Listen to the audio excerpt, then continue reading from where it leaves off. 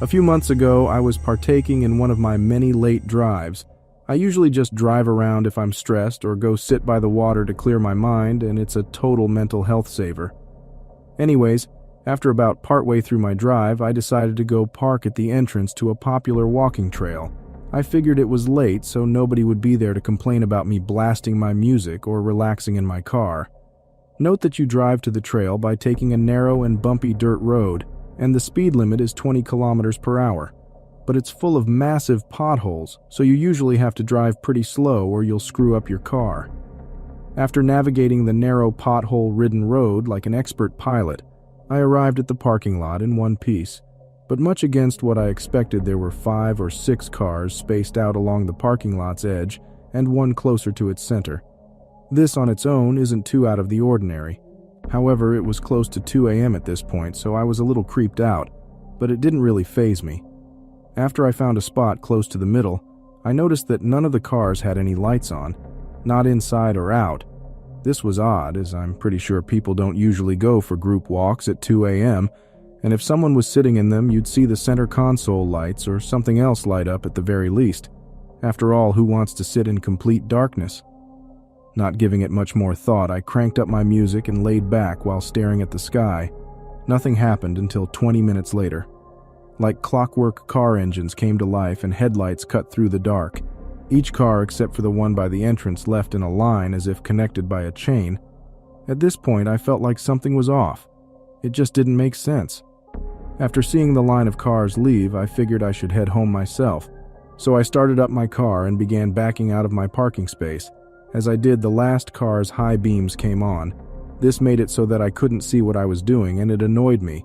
So I finished pulling out, a little too quickly, and went to the road. The other car followed. As I slowed down to avoid the potholes, the other car sped up. This continued until they were directly behind me. Keep in mind, I still couldn't properly see as they left their high beams on. This freaked me out, so I decided to speed up drastically. And as expected, the car behind me did the same. At this point, I was traveling down the narrow road at about 60 kilometers per hour, while gritting my teeth over all the expensive sounds coming from my poor car. But the car was still tailgating me. I began to freak out, slamming my gas pedal into the floorboard and attempting to speed off. But to no one's surprise, this didn't seem to shake them. We were no longer on the narrow road at this point, but rather a connecting road to the main one. I was scared. I needed to think of something fast, or I might end up on a milk carton or some missing person report, and that was all I could think about. Then I saw it. Up ahead, there was a sharp turnoff onto an area that overlooks the water. Think of it like a deep shoulder that you can park in while facing the lake. This was the perfect place for me to loose the car behind me. As I got closer, I continued to speed up. I was traveling at well over 80 kilometers per hour. Then, once I got a couple meters away, I slammed on my brakes and turned my wheel as sharp as I possibly could, almost ending up in the bushes. As I did so, the other car shot past me and continued down the road. I felt so relieved. After gathering myself, I pulled out and drove down to the intersection to go home. I was home free and coming down off of an adrenaline rush higher than the CN tower. Finally, the light turned green and I could go. But as I did, I saw the car driving down the side street that went to the water, and it sent chills through my spine. What if I stayed there rather than driving back? What did these people want from me? I'm truly glad I never had the opportunity to find out.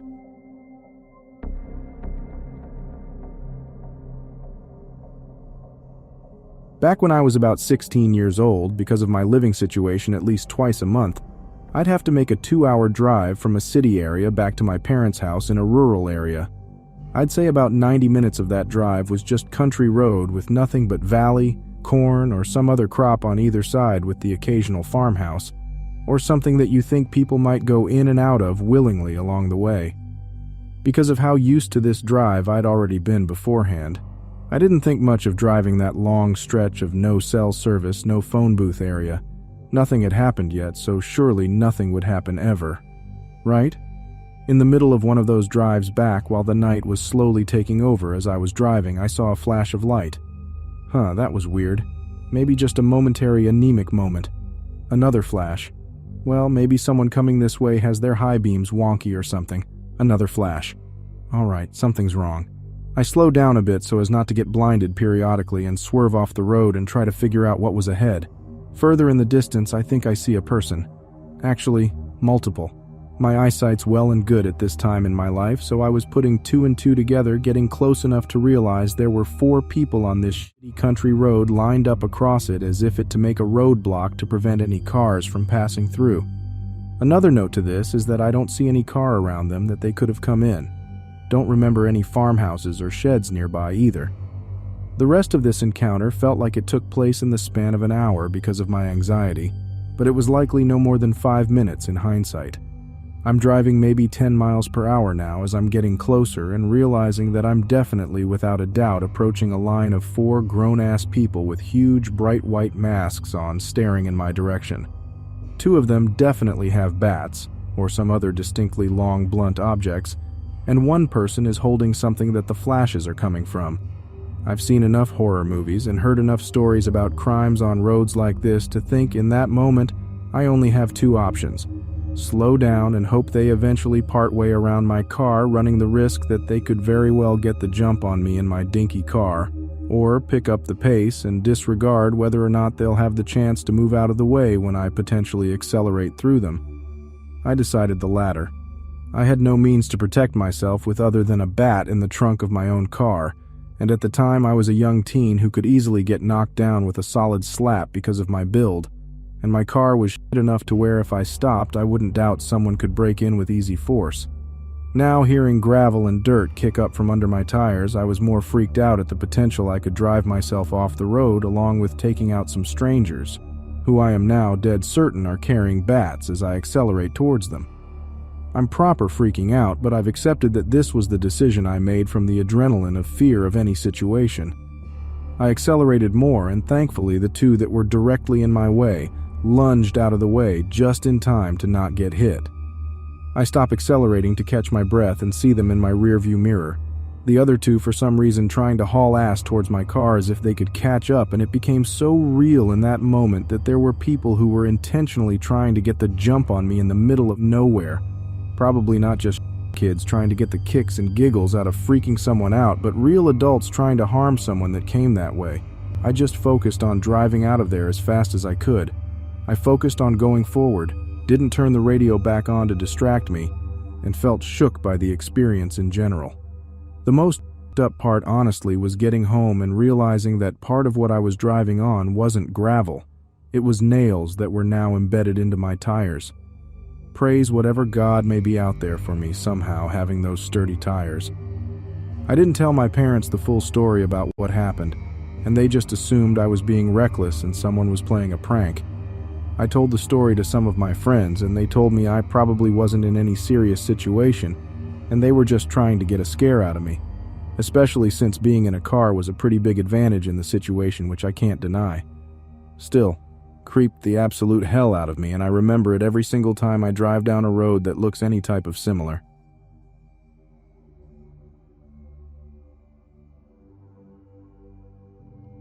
I live in a county that was pretty rural until the last 10 years. The biggest town in our county is pretty crowded now. Overcrowded, and I hate it. I moved from there to the countryside. I like where I live, except it can be really creepy at night because for miles and miles it's dark without any streetlights. One thing about this county is that the main roads always get backed up real quick. Either there's an accident or whatever, so it pays to go the back roads. The back roads, like any other rural place, are less populated, dark, and have lots of trees. Anyway, a few years ago something happened that almost made me stop using them. I was driving home kinda late one night. I decided to take one particular back road that shaved off 10 minutes from my commute home. I was tired and had to get up early, so I was going fast trying to get home soon. This road is a little more populated than some, but it is super spooky in some stretches because there are huge trees alongside the road and their branches and leaves make a tunnel of sorts. So I'm zipping through and round a curve. Up ahead I see what I thought was a giant garden flag. You know, the flags that people put up in spring in their yards. Well, I thought it was a weird flag because it seemed like it was fairly tall and large, and it was in the middle of the road. As I get closer, my headlights hit it, and it's not a flag. It is a person. A lady. She was wearing a red fez. I live in rural Maryland. You just don't see a fez every day. A long, flowy white dress and an orange reflective sash across her chest. A little strange because she's in the middle of the street. As I drove past her, it got weirder. As dark as it was, as I drove by, I could see she was about 60. She had glasses, and I could see her bright blue eyes. She looked in my passenger window, and she started doing this weird bounce thing. I thought she was going to try and get into my car. Mind you, I'm going pretty fast. I don't know what it was about her, but she freaked me out. I didn't think she would rob me. I really thought she was a soul snatcher or a skinwalker. I honestly didn't think she was human. I can't adequately describe how creepy she was. I sped past her as fast as I could. I kept glancing in my back seat to make sure she had not materialized in my car. I prayed, recited scripture, and kept watching my rearview mirror. It was spring, so a little warm, but I felt bone-chillingly cold. I finally make it home and I run in to tell my mom the story. I got in just as my brother was telling my mom about this weird lady he saw as he was driving. It was the same lady, but he saw her at the intersection from the highway and the back road, whereas I saw her further down the road. We both had the same reaction. She also tried looking in his car. She was also bouncing around when he saw her. He said there was a car in front of him that sped off when they drove past the lady. My brother was so freaked out that he won't travel that road anymore, even during the day. Eventually, I found out that the lady lives in the woods. Apparently, at one time, her family lived on that road. Her father was ill, and she tried to take him to the hospital. He died on the way there, and she drove around with his body in her car for hours. I guess she has mental health issues, and I think she lost the house or got kicked out. I have friends that live off of that street, so when I was talking about it, they knew exactly who it was. I still go on that road, but I haven't seen her since. I do hope she's okay, but I really do not want to run into her again.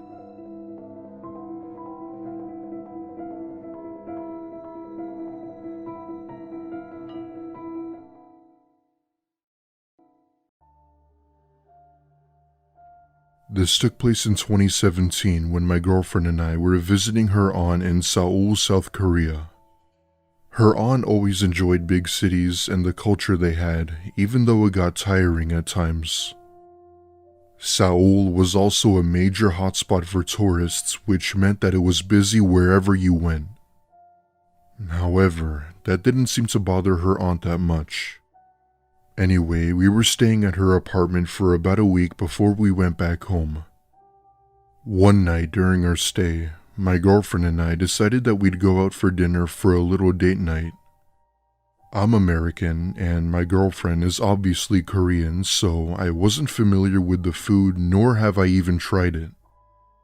She had recommended we go to this restaurant that served really good food along with popular dishes throughout Korea. The restaurant was located in the more rural parts of the city, which was about a 45-minute drive. That being said, we hop into her aunt's car and start driving to the location.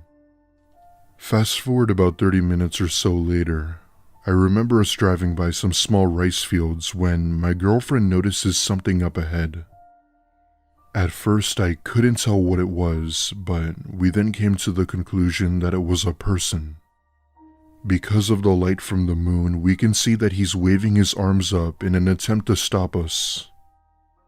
My girlfriend obviously stops and he approaches the car while hyperventilating. In a very panicked voice, he starts saying things in Korean that I obviously didn't understand. She begins talking to him and she translates by telling me that he had gotten lost on a hike. He had claimed that he needed a ride back to his town and asked us to help. My girlfriend, being the nice person she was, told him to hop in the back and that we'd drive him. We think nothing of it when we see what appeared to be two other people hiding in the tall grass. Now, I wasn't sure what my girlfriend heard, but she swore one of them said "oh shit" in Korean. This was clearly due to the fact that we had saw them, and that's when the man gets this shocked look on his face. The lights inside the car revealed his face to be bright red, as if he knew we were catching on to something. However, before he was able to do anything, my girlfriend pretends to be on the phone and makes up an excuse that we had to leave. His demeanor completely changed as if he were disappointed. At that point, we weren't sure what was going to happen, but we didn't want to stick around. My girlfriend turns the car around and we drive off, not looking back. Right then, we knew that whatever their intentions were weren't good and that we shouldn't stay there a second longer. Our dinner date was obviously canceled that night, but we never did tell her aunt about it.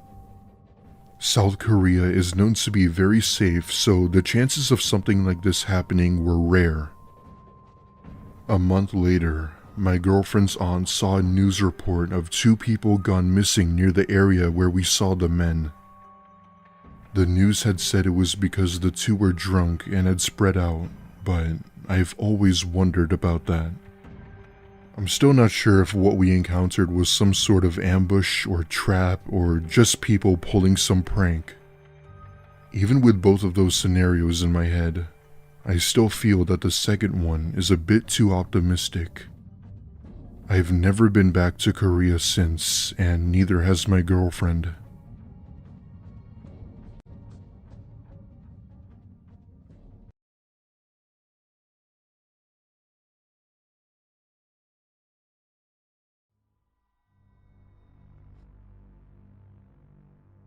When I was around 18, I had just graduated from high school and bought a new car as a graduation gift to myself. It was a used car, but it was still in great condition with plenty of mileage to get me from point A to point B. I remember enjoying the car so much that I even drove it around my town with friends and whatnot. Sometimes I'd have to go through many challenges in my life to the point where I'd take long night drives to ease my mind. Most people think that music or weed would help you calm down, but I found driving alone to be very much relaxing. Having that alone time to yourself to clear your mind was better than any music genre or drug. Out of context, my dad is a heavy drinker and would sometimes come home and start fights with my mom or I. This often results in me getting frustrated and going out on those late night drives to ease myself. Needless to say, my family is extremely dysfunctional in many aspects. One night, I had just gotten home from work to find both my parents arguing as always. Needing to get some air and wanting to remove myself, I hop in my car and drive around the town to clear my mind. I live in a small town in Upper Massachusetts, which is known to be one of the safest towns in the US. It was a quiet night, and I'm driving down the road just admiring life itself when I see something in the middle of the road.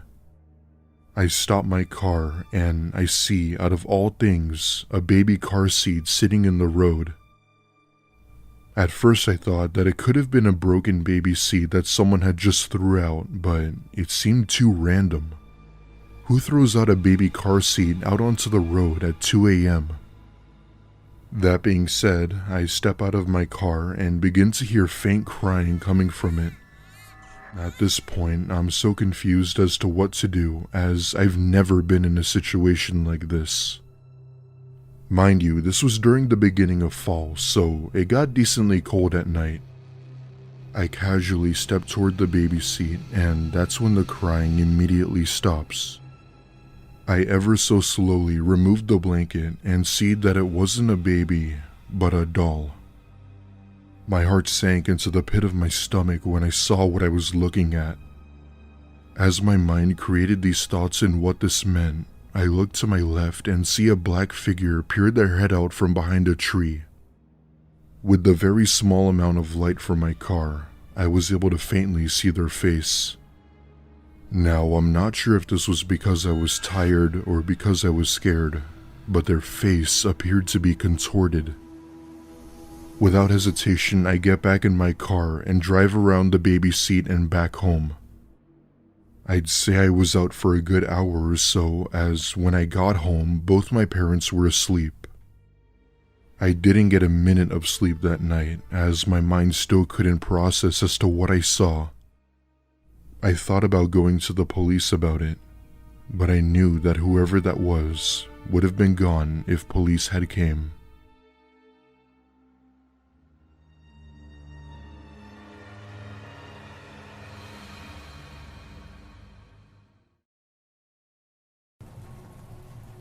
This story takes place about a year ago.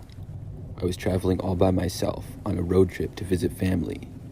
It was a really long drive, and it would most likely take 2 whole days to get there. During the first day, I booked a hotel for a little bit past the halfway point. I wanted to get a little bit more driving done in the first day if possible. Things started out really well, and I only stopped a couple of times for gas, food, and to use the bathroom. I would stop at places that were the quickest, usually rest stops and gas stations just off the highway.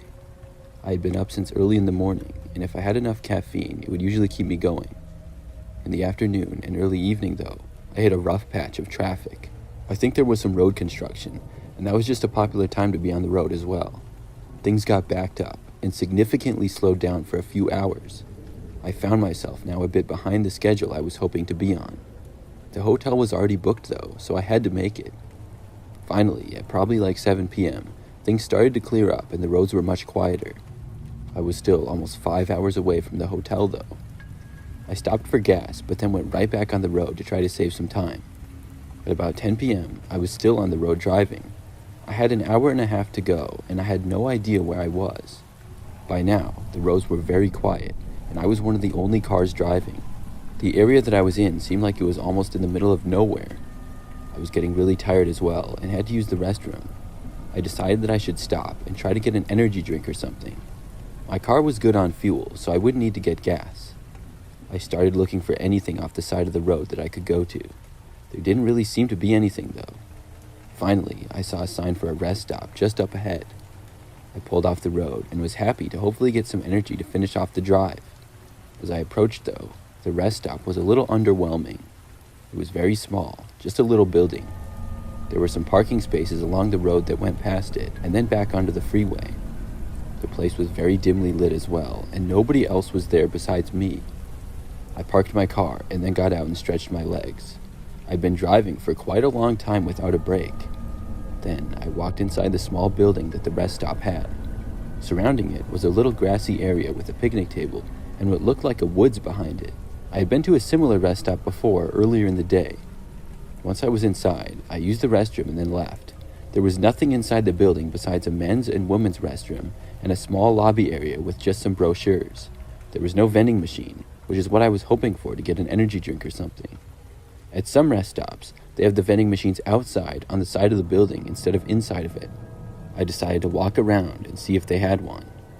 I went around one side, and it was amazing how much darker and quieter it was over there. I heard some crickets chirping in the distance. The ground went slightly downhill as I walked around the building, but there were no vending machines. I got completely behind the building and was walking around to the other side. That's when I got a kind of eerie feeling for some reason. I stopped and looked around at the woods in the night. Then I heard a noise. It sounded like something was moving just inside of the woods, which was about 50 feet away probably. I thought maybe some kind of animal was there, and I sort of saw a tree branch moving a little. I stopped to see what it was, because I was curious, but part of me was wanting to just turn and run back to my car and get out of there. Still, I stood there looking to see what it was. As my eyes adjusted more to the darkness, I started to notice something. There appeared to be a man crouched sort of behind one of the trees. The guy was looking at me.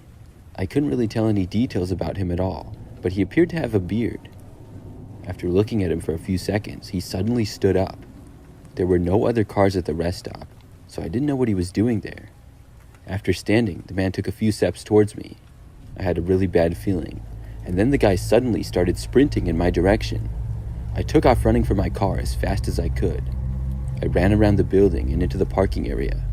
When I was running, I could hear the man gaining on me from behind. I made it to my car and threw myself inside before slamming and locking the door. As I was scrambling to start my engine and drive away, the man reached my car. He started pounding on the window, and I backed out and drove off after he had smacked my window several times. I got back onto the highway and was really happy to be away from him. I decided to call the police and let them know about what had happened. I didn't want somebody else to stop there and have to encounter him. As for me, I was able to stop a little ways down the road and get an energy drink. I was in the middle of nowhere, but I made it to my hotel just after midnight.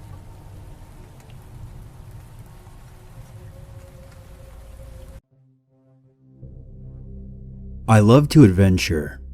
I've been to almost all 50 states. I've seen my fair share of diversity within nature and people. My main reason for travel is to explore the wilderness. Sometimes I will backpack in the Rocky Mountains, drive through national parks, and then drive through the desert.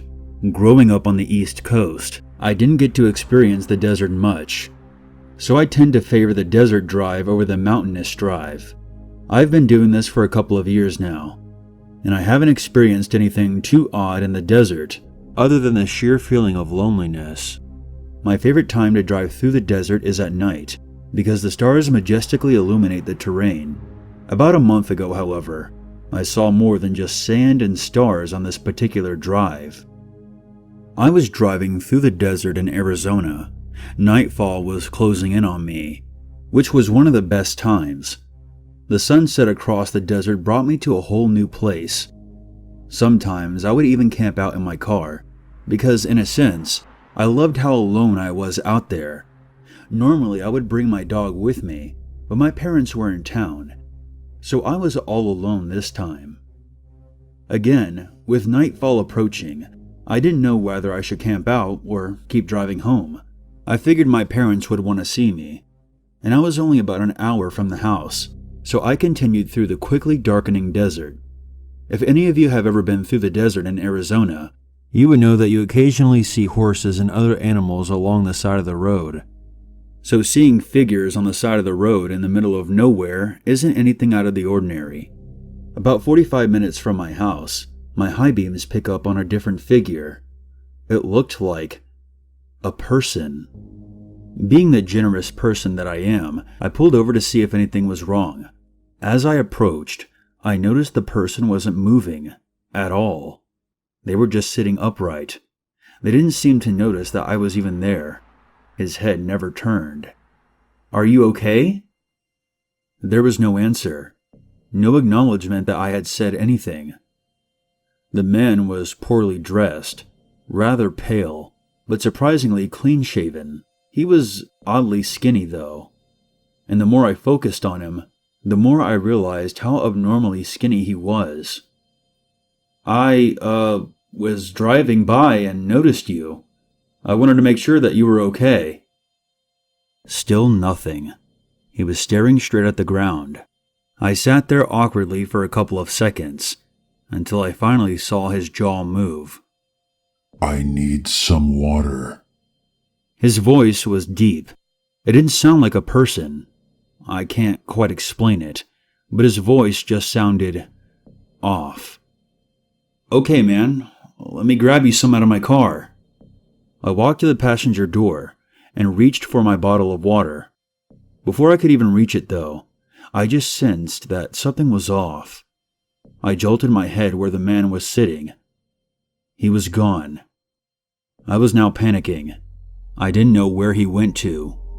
I closed the passenger door and took a quick look around.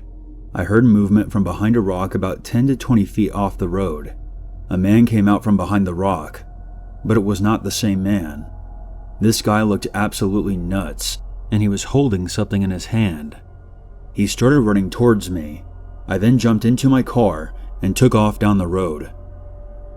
As I looked into my rearview mirror, I realized that there was more of them, maybe 5 or 6, all emerging from behind the rocks right off the road. They were all staring at me as I sped off. I had no intention of slowing down. In fact, I would have been happy if I got pulled over by a cop. Within 3 to 4 minutes of that happening, I felt relaxed enough to play some music. I took one last glance into my rearview mirror. My blood then turned to ice. I was in complete shock when I saw the man who I had offered the water to sitting in my back seat, just staring at me. His eyes. They weren't looking at me. They were looking into me. I, of course, then slammed on my brakes, still in too much shock to make any noise. I couldn't take my eyes off of him. He then started to smile. The look of death was on his face. "Soon, you will be one of us," he stated as he lifted up his knife. I jolted out of my car, and as soon as I did, I could hear my back door opening up. This man was very fast, inhumanly fast, and I knew that I wouldn't be able to outrun him for long. "Are you ready?" The deep voice said as he quickly approached me. It was now completely dark out. I had no clue where to go. It was over, or so I thought. There were headlights approaching us. At this point, I was a couple hundred feet from my car. I didn't hear the man behind me anymore. I waved down the car that was approaching me. Thank God the driver saw me and stopped. After explaining to the man what happened, he tried calling the police, but sadly, there was no signal. His name was Mark, and he agreed to follow me home just in case anything else happened. He also had a pistol on him, which really made me feel safe. After about 35 minutes of driving with Mark behind me the whole way, I finally made it back home. After thanking him, I went to go check the backseat of the car to see if my stuff was still there, or if the man had left anything. Luckily, everything was still there. I did, however, notice a sheet of paper on the top of my backpack. I took it and opened it up. "You aren't safe. You will soon be one of us." The note read. A chill ran through my body. I was startled by the sound of footsteps in front of my car and jolted up. "The dog threw up," my mom said, standing right in front of my car. I went back inside. I didn't say anything to my parents. They probably wouldn't have believed me anyway. I figured that I would call the police and let them know what happened after they left. "Oh yeah, some guy stopped by looking for you about 20 minutes ago." Who?" I asked. "I don't know, it was some skinny guy with a really deep voice. He didn't talk much, but he did give me this letter to give to you, so here. But try to find more normal friends, please." My heart was racing. As soon as my parents left, I opened it. "We know where you live." The letter read. My heart sank. After calling the cops and explaining everything, they investigated it for a while, but sadly, they found no sign of people along the section of road I was on. I gave them the letter for DNA testing, but I still haven't heard anything back. I installed a security system to my house and haven't had any problems since, and I hope to God it stays that way.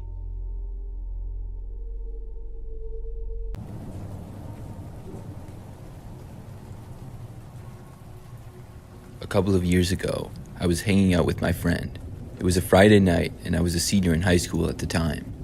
My parents were gone, and my friend Riley was over at my house. We ordered a pizza at probably between 8 and 9 p.m. I know that it was dark outside, and we were both really hungry. We were just in my parents' living room, talking and watching something on TV. We were the only people home at the time. The neighborhood my parents live in is pretty nice. It's not super wealthy or anything, but it's known to be very safe. I knew many of the neighbors, and I had never known of anything bad to happen there. So about 20 minutes after we ordered the pizza, there was a knock at the front door. I got up and walked to the front door and opened it. It was the pizza delivery guy, and he had the pizza with him. I got it and paid the guy, but before he left, he said something to me that was odd. He said that he didn't know if I knew this or not, but he saw a guy hiding in the bushes on the side of our house. I said that I was not aware of it. The pizza guy then said that he just wanted to let me know, and then he left. I didn't really know what to make of this. I walked back into the living room and set the pizza down. I told Riley about what the pizza delivery guy said. Both of us decided to go and check. First, we went to the side of the house from the inside. We walked over to my brother's bedroom, which had a window that looked out to that side of the house. My brother was gone, so it was empty. When we looked out of the window, we couldn't really see anything though. It didn't have a great view, and if there was a man hiding there, he would still be out of sight. Then we both left the house and walked outside. We used the flashlights from our phones to shine them down to the side of the house when we got there. We did have several large bushes that would be fairly easy to hide in. When we shined over the bushes though, we didn't see anybody. I didn't want to go right up to them and look though. I got a little bit closer and shined the light again. I could see much better now and didn't see anybody. I felt confident enough that if the man was still hiding there, I would have either seen him or he would have moved. After that, we both went back inside. It was a really weird thing. I had never known anything like that to happen around the neighborhood before. We tried thinking of potential reasons for a person to be there at this hour, but I couldn't think of any. We tried our best to forget about it now that we thought whoever it was probably now gone. Just to be safe though, we decided to get up and make sure that the back door was locked and no windows were left open or anything. The back sliding door, which led to the patio, was unlocked, so we locked it, but all the windows were shut. Afterwards, we had the pizza and watched TV for probably the next 20 minutes or so. Everything was going fine, and we started to forget about the guy. But that was when we both saw somebody pass by the living room window really quick. Both of us saw just the end of it and didn't get a good look at the person, but somebody was out there. It was really creepy. We both got up and went over to the window and looked out. We couldn't see the guy anymore though. He had disappeared either behind a tree or another bush, or to one of the sides of the house. I wasn't quite sure what to do. Would he actually leave, or should we call the police on him?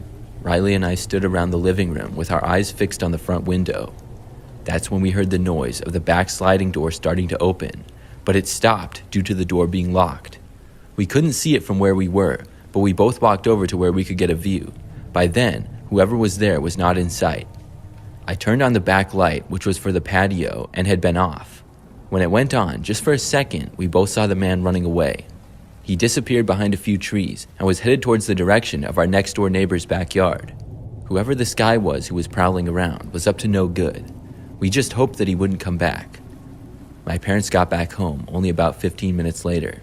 We told them everything, and for the rest of the night we were on high alert, but I don't think the guy ever came back. He must have run off for good that last time.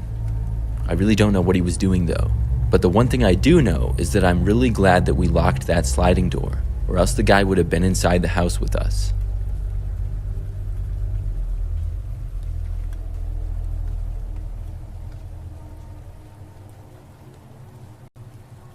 This is something that happened in the fall of 2019 when I worked as a pizza delivery driver. I had the job for only 3 months. I would drive around the area near where I lived sort of and just deliver pizzas. I got a decent amount of money in tips usually, which was nice. I would also work late into the night sometimes. On one occasion, it was a Saturday night and I was working until 3 a.m. That's the time that our pizza place closed, and we would usually get orders right up until then just about every week. I had a delivery to make a little bit after 2 a.m. on that night. It was in an area that I had been to before, and I headed out. It took me maybe 10 minutes to drive to the location. When I got there, I parked on the side of the street on what was a typical residential neighborhood. There were houses all over the place, and I took the pizza out of my car. I began walking up the driveway to the house that I was supposed to deliver to. When I got up to the front door, I rang the doorbell and waited. The pizza had not been paid for yet, so I had to collect the money. This house in particular was not the nicest looking house on the street, but it wasn't terrible. Finally, the door opened and a man answered. He looked to be in his 50s and was sort of big with a long mustache. He wore an old-looking white t-shirt, and I could see that inside of his house did not look nice at all. Things seemed really messy and disorganized. The first thing that the guy said was asking me if I wanted to come inside. I said no thanks and told him how much the pizza was. He got his wallet out of his back pocket and then started going through his cash. As he was flipping through his dollar bills, he told me again to come inside the house. I really didn't want to, and I said that I was good. The guy was taking his time paying, and it was getting really uncomfortable by the second. Finally, the man handed me the money for the pizza. No tip, but I didn't even care anymore. I took it and handed him the pizza box. Then I immediately started heading back for my car parked out front. I walked down the steps and back into the driveway.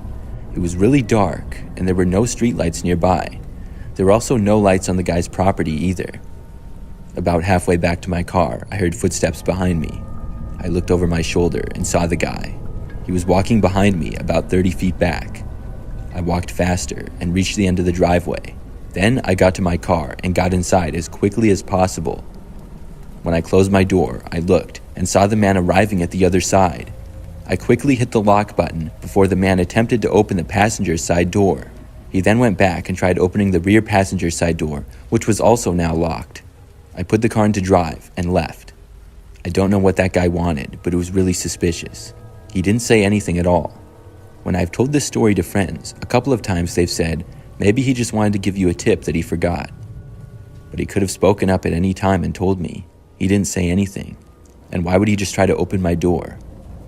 And something about the guy was off for sure. The way he invited me in his house a couple of times was really creepy. I'm just happy that I left when I did.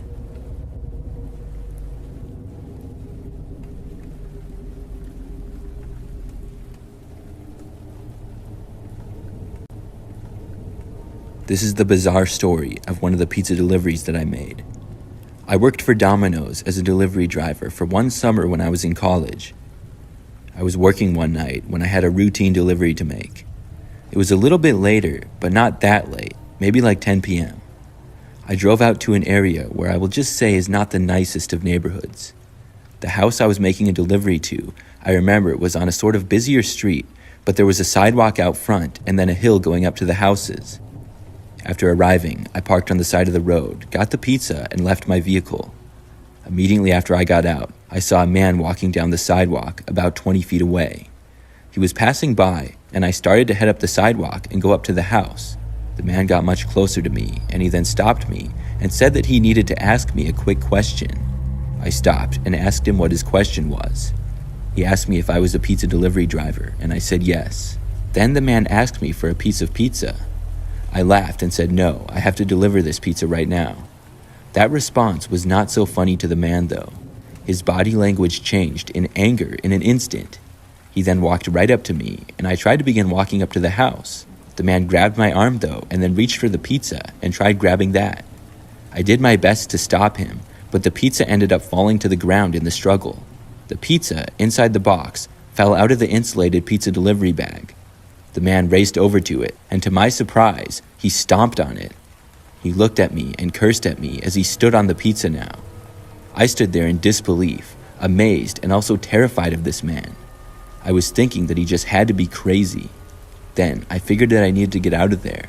One pizza was not worth it, but in that moment, my conscience got the better of me. I decided to walk up to the house and tell whoever had ordered the pizza what had happened. We could deliver another pizza to them, but obviously it would take a while longer. I felt that I owed them the explanation, though. Meanwhile, the man was still standing there with the pizza. He did not follow me when I went up to the house, which I was glad to see. I knocked on the door, and when the owner answered, I told him what had happened. You couldn't really see down to the sidewalk from where we were. The man who answered the door seemed really confused, and I can't blame him. But he wasn't too mad. He said he would like us to bring him another pizza. I started to walk back to my car. When I got down to the sidewalk again, though, I didn't see the guy where he had been before. The pizza was still on the ground, though, but as I approached my vehicle, I just barely saw him. He was crouched down, hiding behind the driver's side of my car. I quickly turned around and started walking back up to the guy's house. I didn't want to go close to that weird guy again. When I got about halfway, I stopped and I looked back down to my car. I saw the guy punch at my driver's window. This was really bad. I ran back up to the guy's house and told him what was happening. Then I called the police. I waited on the guy's front porch until the police got there, only about 5 minutes later. When they did, the man was still there, trying to get into my car somehow. He didn't, and I heard a bunch of yelling, and the guy tried fighting one of the cops, which did not go well for him. In the end, I was finally able to get back to my car and leave. The man had not caused any major damage, which was good, but he did cause a few minor dents to my vehicle. I'm not sure if the customer got another pizza at all after that, because my boss let me go home.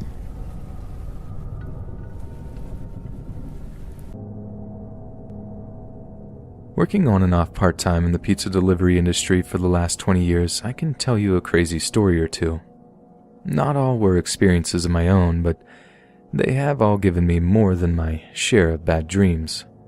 One particular episode I went through, about 7 years ago, has stuck with me all these years, and I'm fairly certain I'll never be able to fully shake free from it.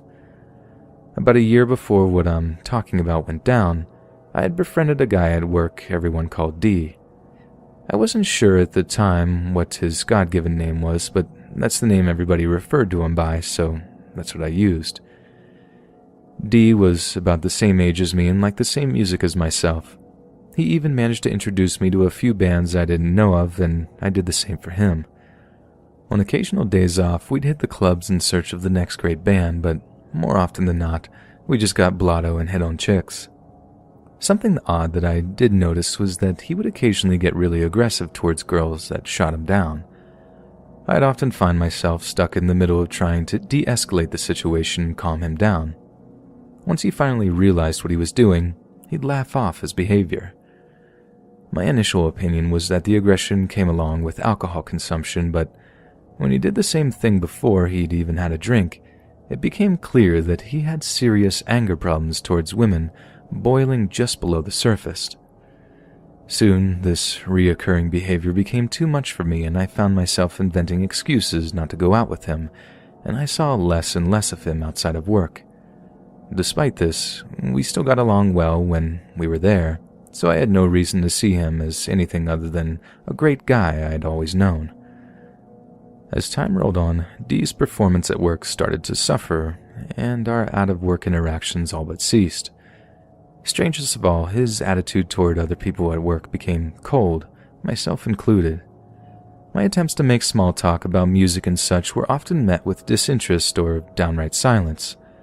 I figured he was butthurt about me not wanting to chase tail with him anymore, so I left him to himself to deal with his issues with me rather than push him on the subject. It was no big deal anyway. I was working less at the restaurant and was becoming more focused on my business. Dee obviously was having some problems I wasn't aware of, and they were affecting his work. He would spend longer and longer on his deliveries until one day he never returned. It wasn't until my next shift, a few nights later, that I found out that he'd been arrested. The cops picked him up on his last delivery, and you'll never guess why. From rumors and the little information I got from the media, the cops grabbed him while he was attempting to break into an apartment. As the facts slowly seeped out, it appeared that Dee had been doing this a lot, usually while working. Not only was he breaking and entering places, he turned out to be a serial sexual offender that we'd had around the area for years. Apparently, the individual in question was allegedly supposed to have assaulted and killed at least 5 women or possibly more since he started. I had had a hard time believing this all at first, but as I began analyzing his behavior towards females when we went out, it started to make sense. From the testimony of others, I was apparently one of the few who actually got a peek behind his mask. At least at first, but as the months went on, the mask began to slip and he was unable to hide his true self from those around him. This is probably the reason why he became cold and distant to other people. He couldn't hide his real face any longer. I had moved on from that particular restaurant by the time the trial was about to start. He was only being charged for the attempted break-in and 1 assault and murder. The trial only lasted a few weeks before he pounced on the deal that he was offered. He managed to dodge the death penalty but still got nailed with a life sentence. He's currently rumored to be a model prisoner and lead guitar in the prison band. The authorities have made it clear that he isn't going to get away with any other crimes. In the future, when they have accumulated more evidence, they will go for the death penalty. Considering there's no statute of limitations on murder, I'm pretty sure they'll get it.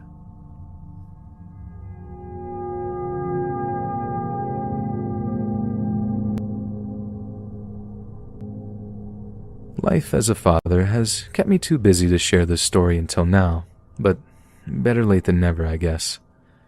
This didn't actually happen to me or anyone I know.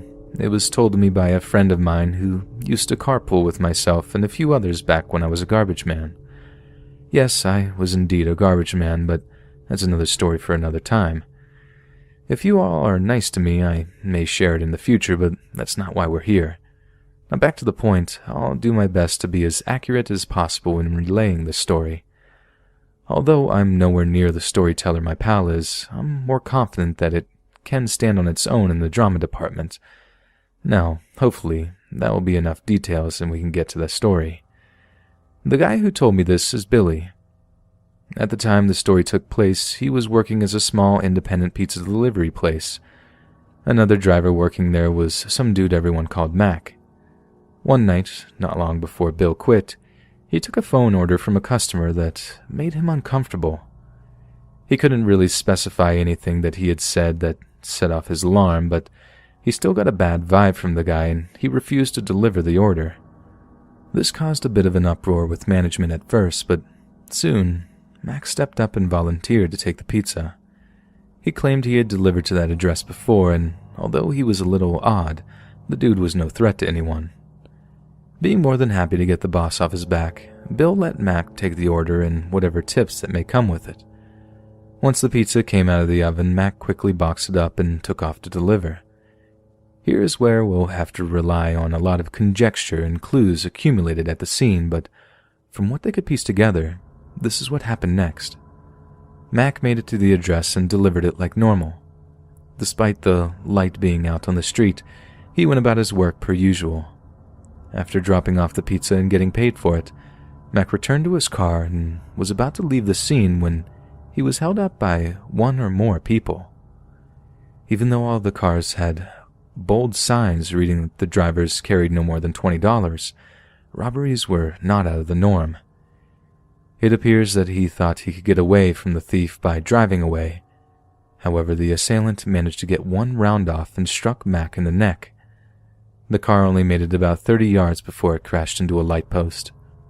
The medical examiner is fairly positive Mac was dead by the time the car crashed. To make things even worse, the thief must not have been deterred by the noise of a gunshot and the mere fact that he killed a man for about $21.58, because he ransacked the wrecked car and Mac's dead body for the money until he found it, and only then did he flee the scene. That's one cold-hearted man. Eventually, somebody must have called the cops, and they were the ones that contacted the restaurant. Bill did admit to me that even after these years later, he felt bad for not being the one to take the delivery, even though he's glad he wasn't the one to be killed. He feels as if he sent Mac off to die that night, but he acknowledges that Mac volunteered to take it. That fact still does little to allay the guilt he still feels. Mac's death was the final straw for him, and he quit a few days later. To his knowledge, he's almost positive that the killer was never caught. Not even after a week after Mac's death, his boss told him to take a delivery just 3 houses away from the one Mac had been killed in front of. This was it for him. The company had just lost one driver in that area, and now they were trying to send him back into that nightmare. At that moment, he realized that his boss was no different from the scumbag that had shot Mac. Their only care was for money, and he didn't want to be another sacrifice on the altar of greed.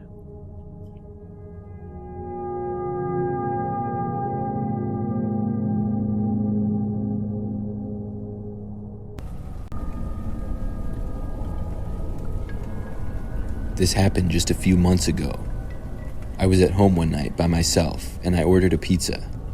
For a little more details, I'm a 26-year-old female and live in a 2-bedroom house by myself. This was at about 7 p.m. when I ordered. It was a local pizza place that I got sometimes. About 15 minutes later, there was a knock at my front door. I answered it, and there was a man standing on my front step with a pizza box. The guy delivering it was sort of short and had long, dark, stringy hair. I opened the door to him, paid, accepted the pizza, and then the guy left. Then I went inside. It was a very normal and average interaction. Over the next couple of hours, I hung out at home, having the pizza, watching TV, and going on my phone.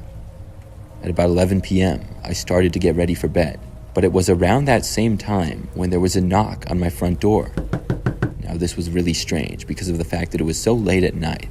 I don't think anybody had ever knocked on my door so late. Before answering it, I decided to look through the living room window. When I did, I saw a man, and I quickly recognized him. It was the pizza delivery guy from earlier, but he wasn't wearing his pizza clothes anymore. He was wearing a black jacket and jeans. I wondered what he was doing here, but as I was looking at him through the window, he looked over and saw me. I jumped back out of instincts. I really didn't want to answer the door. After he saw me, he knocked again. I had a bad feeling about it. This was just too sketchy. I really didn't want to answer the door, so I went back over to the window. I unlocked and slid up one of the living room windows. The man looked over again. Now it was just a window screen, so I could talk to the guy and he would hear me. I asked what he wanted.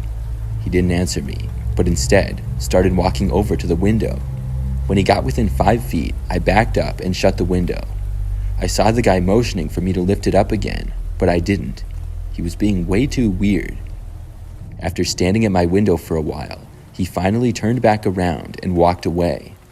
I watched him go back into the street, and I was glad to see him gone. I went back to getting ready for bed after that. But when I got into my bedroom, my cell phone rang. I did not recognize the number, so I didn't answer it. But whoever had called left me a voicemail. I decided to listen to it. When I did, I heard a man say that he was outside, and if I didn't let him in, he was going to break in. Obviously, this had to be the same guy. I decided to call him back. When I called, he answered instantly. I asked him what he wanted. He told me to let him in the house, and I asked him why. He told me to just do it. Then he hung up on me. Of course, I wasn't going to. Instead, I called the police. I told them what was going on, and then went into my bathroom and locked the door. I didn't know if the man was going to actually try to break in or not. I did my best to distract myself from the situation as I waited for the police to get there. When they did arrive, the man was gone. I told the police everything that I knew. The good thing is that it was easy for them to locate the man because I knew his job. I could also describe him, and I had his phone number. After that, I haven't been bothered by him since.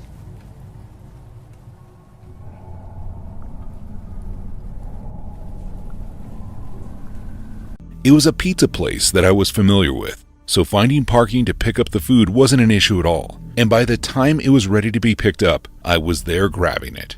I made my way back to my car as fast as I could, letting the person who ordered the pizza know that their food was picked up and on the way. I looked at my phone and saw that the delivery was to an apartment building a couple blocks over, and in no time, I was en route with the food. It took me about 6 minutes to get to the block that the apartment building was located on, and luckily for me, street parking wasn't too bad at that time of day, and I managed to find a spot that was right next to the building. Now this was a no-contact delivery, which meant that I was to leave the food at the door, take a picture of it, notify the person who ordered the food that their pizza was downstairs, and then they were responsible for coming to get it.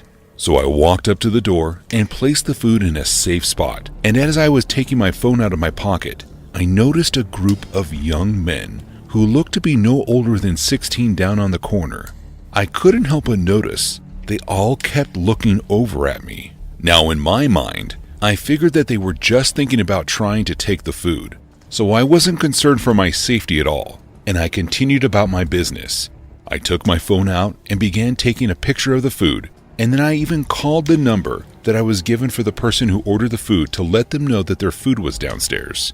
I didn't want them to miss out on any of the delicious pizza. As I hung up the phone, I took another look down the corner of the block, and this time I saw the entire group had been staring my way. I'm not sure why, but this made me feel really uneasy, and I figured that it was time for me to go.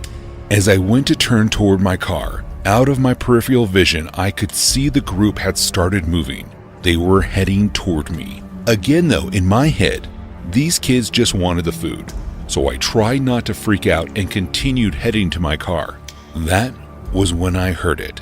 One of the young men yelled out to me, "Hey mister." I tried to ignore it, but then I heard it again. "Hey mister, hang on a minute." To this day, I'm not sure why, but I stopped in my tracks and turned to face the group that was trying to get my attention. As I turned though, I quickly learned what their intentions were. As soon as I was facing them, I heard 3 sounds that almost sounded like small fireworks popping off. And at the same time, I saw 3 muzzle flashes from a small handgun that one of the teenagers was carrying. I didn't feel anything at first, but when my leg buckled underneath me, I looked down and knew right away that I had been hit. I fell to the floor and the pain began to kick in. I screamed out for help, thinking that surely I was about to be killed for some unknown reason. I was somewhat thankful, however, when the group ran past me and straight to my car, which still had the keys inside. I heard the sound of people around me screaming as the car pulled off. The person who had ordered the food had come outside by that point, and they were the ones who called the ambulance for me. I never got that car back, but thankfully, I was still able to walk after all was said and done. and I definitely learned a lesson about being aware of my surroundings. My name is Tom, and I'd like to share a story from my college days. As you can probably imagine, it's not a very nice story, but I like to think that it's something others can take something away from, be that a life lesson or whatever else. I was pretty wild in college. You wouldn't think it if you looked at me, but it's true. I did okay in my freshman year, tried to keep my head straight and focus on my studies, but then the sophomore party lifestyle hit me pretty hard. I've also always looked a little older than I was, so although getting carded was standard on campus, if I drove into the city, I could pick up a six-pack almost anywhere. And that was not conducive to a healthy study and party balance. I would regularly find myself forced to walk home from some bar at 2 a.m., having spent all my money on shots with no charge on my phone to call a cab. A normal person might have that happen to them once, but me, it happened at least half a dozen times than I can remember. The last time, I had just gotten back onto campus after walking maybe 2 or 3 miles completely drunk, and I was incredibly tired. I was sobering up, in a terrible mood, and all I wanted to do was get back to my dorm so I could get to that bottle of vodka that I kept hidden in my dorm. But then, I run into this kindly stranger. There's a guy smoking a cigarette outside his block, and he says something sort of softly to me as I walk past him. It was something like, "Crazy night," or "Wild night," and I must have just grunted until I saw him smoking. I asked him to bum one and did so. Then we made a little small talk before he invited me inside for a beer and to charge my phone. This guy was still living in the dorms, albeit the nicer kind on the other side of campus, but having alcohol was still very much against the rules. Most heavy partiers had something stashed away somewhere, but this guy had a mini fridge that had beer cans tucked behind sodas. He said no one suspected him because he was such a nerd, and he was kind of right, I guess, because he didn't give off party vibes, but I just found myself seriously impressed. Well, more just wanting to have another beer before I walked the final 20 minutes to my dorm, but impressed nevertheless. I go up to this guy's room, and there it was, beer, hiding in plain sight. I asked to use the guy's bathroom before we drank, and he showed me where it was. And when I got back, we talked and drank, and at one point, I knew I probably should have started walking back, but I figured that I could just rest a little longer. And that, ladies and gentlemen, is the last thing I remember. I woke up the next morning in the hallway outside the guy's apartment. I was fully clothed, but my shoes were out there with me. It must have been late morning because it was pretty busy outside, meaning people definitely must have stepped over me while passed out in the hallway. I felt like death, and I probably looked about the same too. I know I attracted a few looks as I sort of moseyed across campus and back to my room. I've been really drunk before, but never blackout drunk, and let me tell you, it was not a good feeling. I haven't even put it together why I'd been cruising along just fine before that one beer knocked me out completely cold. I honestly just figured that I was exhausted from hours of drinking than miles of walking, but as I said, I had made that walk 5 or 6 times previous, probably having drank even more on some occasions, and I'd never blacked out like that until that night. I figured a lot of you probably have put it together already. Things are sometimes clearer from a distance like that, you know? But never underestimate the power of denial, especially when it comes to young men. I think a year went by before I was really faced with what had happened to me. I always knew in the back of my head, but like I'd already covered, I had that head buried firmly in the sand. In the 12 months or so since I blacked out, the same thing happened to multiple guys from our university and even some of the locals too.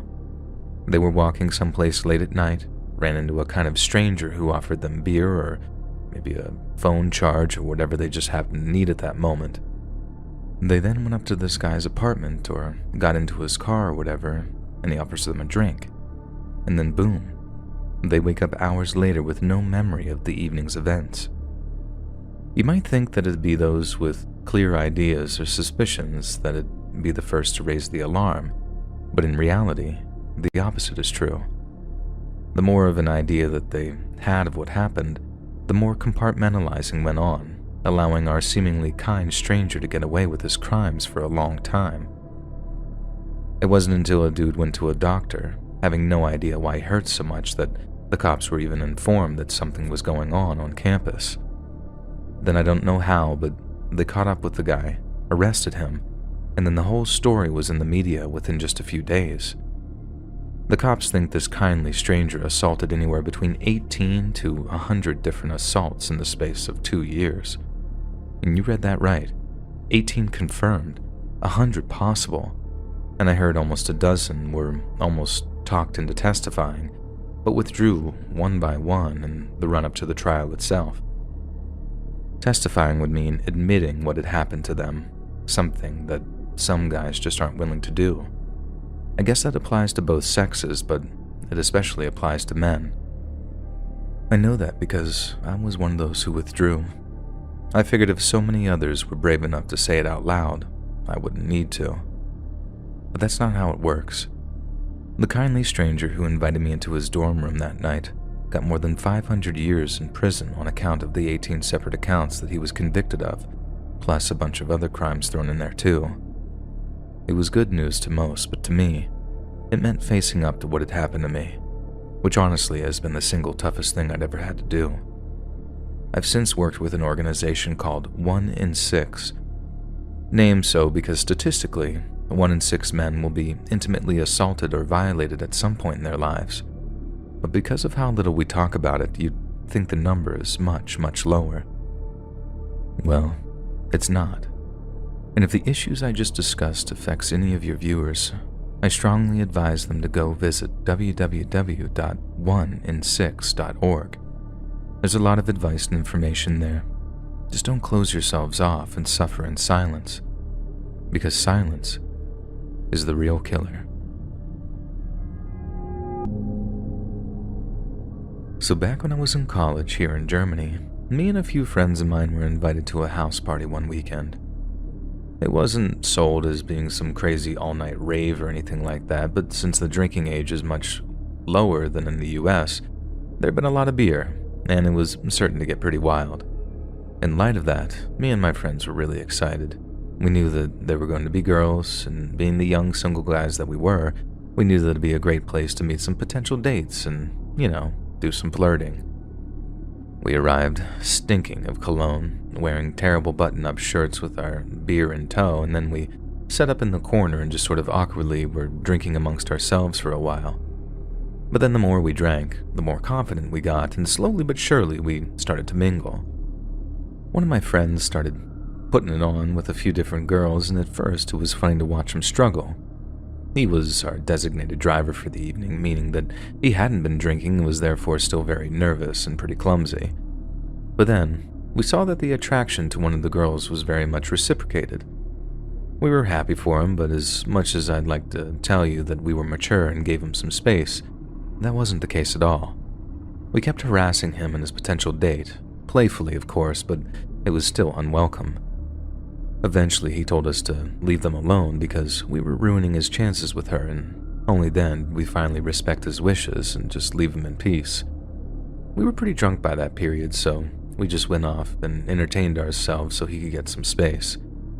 Now, a little time goes by and we start wondering where our sober friend and his lady are. We looked around everywhere for them, checking all of the bedrooms in the house, but all were occupied with people drinking or smoking, and our friend seemed to be nowhere to be seen. But then, in the process of looking for him, we found the girl's friends, and after asking where the new couple was, we discovered that they'd gone out to my friend's car for some alone time together. We knew exactly what they were up to, and although the girl's friends made us promise to leave them alone, we just had to get a picture or two for posterity, being immature and whatnot, you know the deal. I fully admit that our plan made us total a-holes and that violating someone's intimate privacy is not only wrong, but also completely against the law, to be honest, and we didn't end up taking pictures or video of anyone that night, as you'll soon come to learn. In order to maintain the element of stealth, only one of us would creep up towards my friend's car before secretly recording whatever was going on inside. That was the plan, at least. And that person wasn't me, so the rest of us sort of held back at the party to make it look like we weren't doing exactly what it is we were doing. We talked to the girl's friends, kept them occupied trying and failing to flirt with them until we started to grow impatient. All our friend with the phone had to do was run up to the car, snap a few pictures, and then run back with his prize. But longer and longer went by, and there was no sign of our friend with the camera phone. Unable to wait any longer, I went outside to look for him, but instead of secretly filming our friend and his girl in the car, I found him sitting on the curb with no car in sight. He was on the phone with someone, so I figured shutting up and listening would get more answers than asking questions he wouldn't respond to. As I listened, I worked out the call was obviously a serious one, and by the end of it, I was almost certain that number one, he'd been crying, and number two, that the call sounded like it had been with the police. I asked him where our friend with the car was, and he just shook his head and told me we need to leave. When he looked up at me, it became clear that yes, he had been crying, but why? He didn't tell me until we took a taxi back to his apartment, and over a few more beers and some cigarettes, he told me what happened. He tried to take some pictures as planned, but when he got to our friend's car, he found him in the passenger seat alone. His head was in his hands, and he was in this terrible state with tears streaming down his face. My friend with the phone kept asking what happened with the girl, over and over, but our friend with the car wouldn't say anything. Wouldn't or couldn't, I don't know.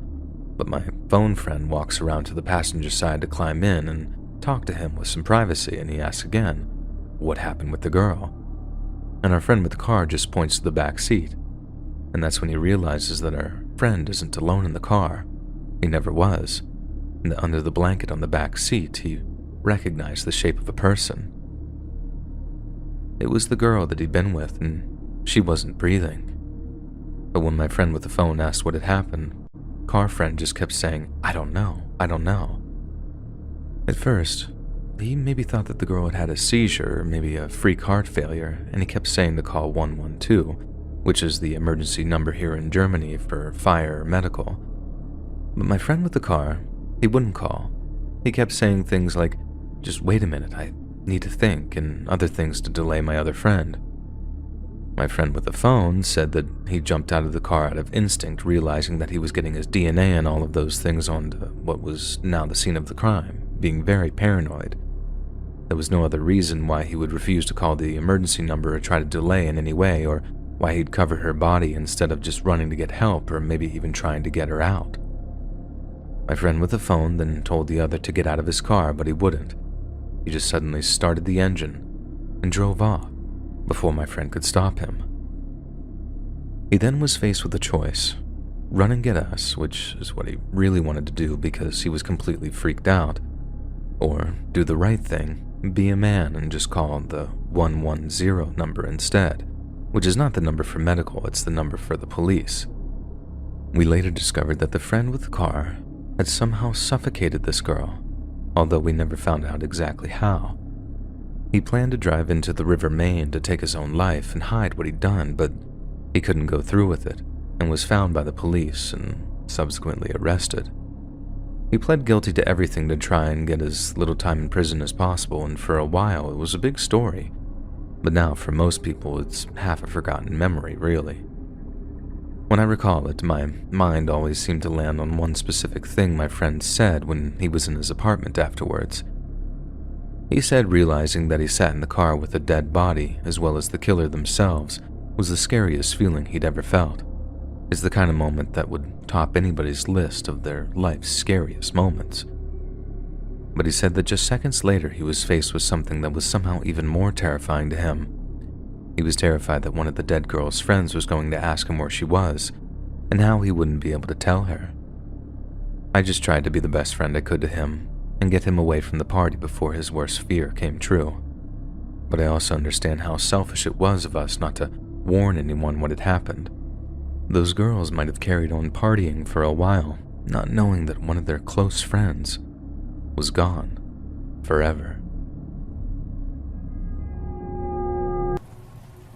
This is something that happened during my freshman year of college. It was a few years ago now, but I still remember it like it was yesterday. At the time, I went to a university with about 10,000 students. For my first year, I lived in an all-female dorm building on the 3rd floor. There were 4 floors total, and I had my own dorm room all to myself. On probably the 3rd or 4th week of school, I went to bed one night just like any other. It was a weeknight, but I don't remember exactly what day.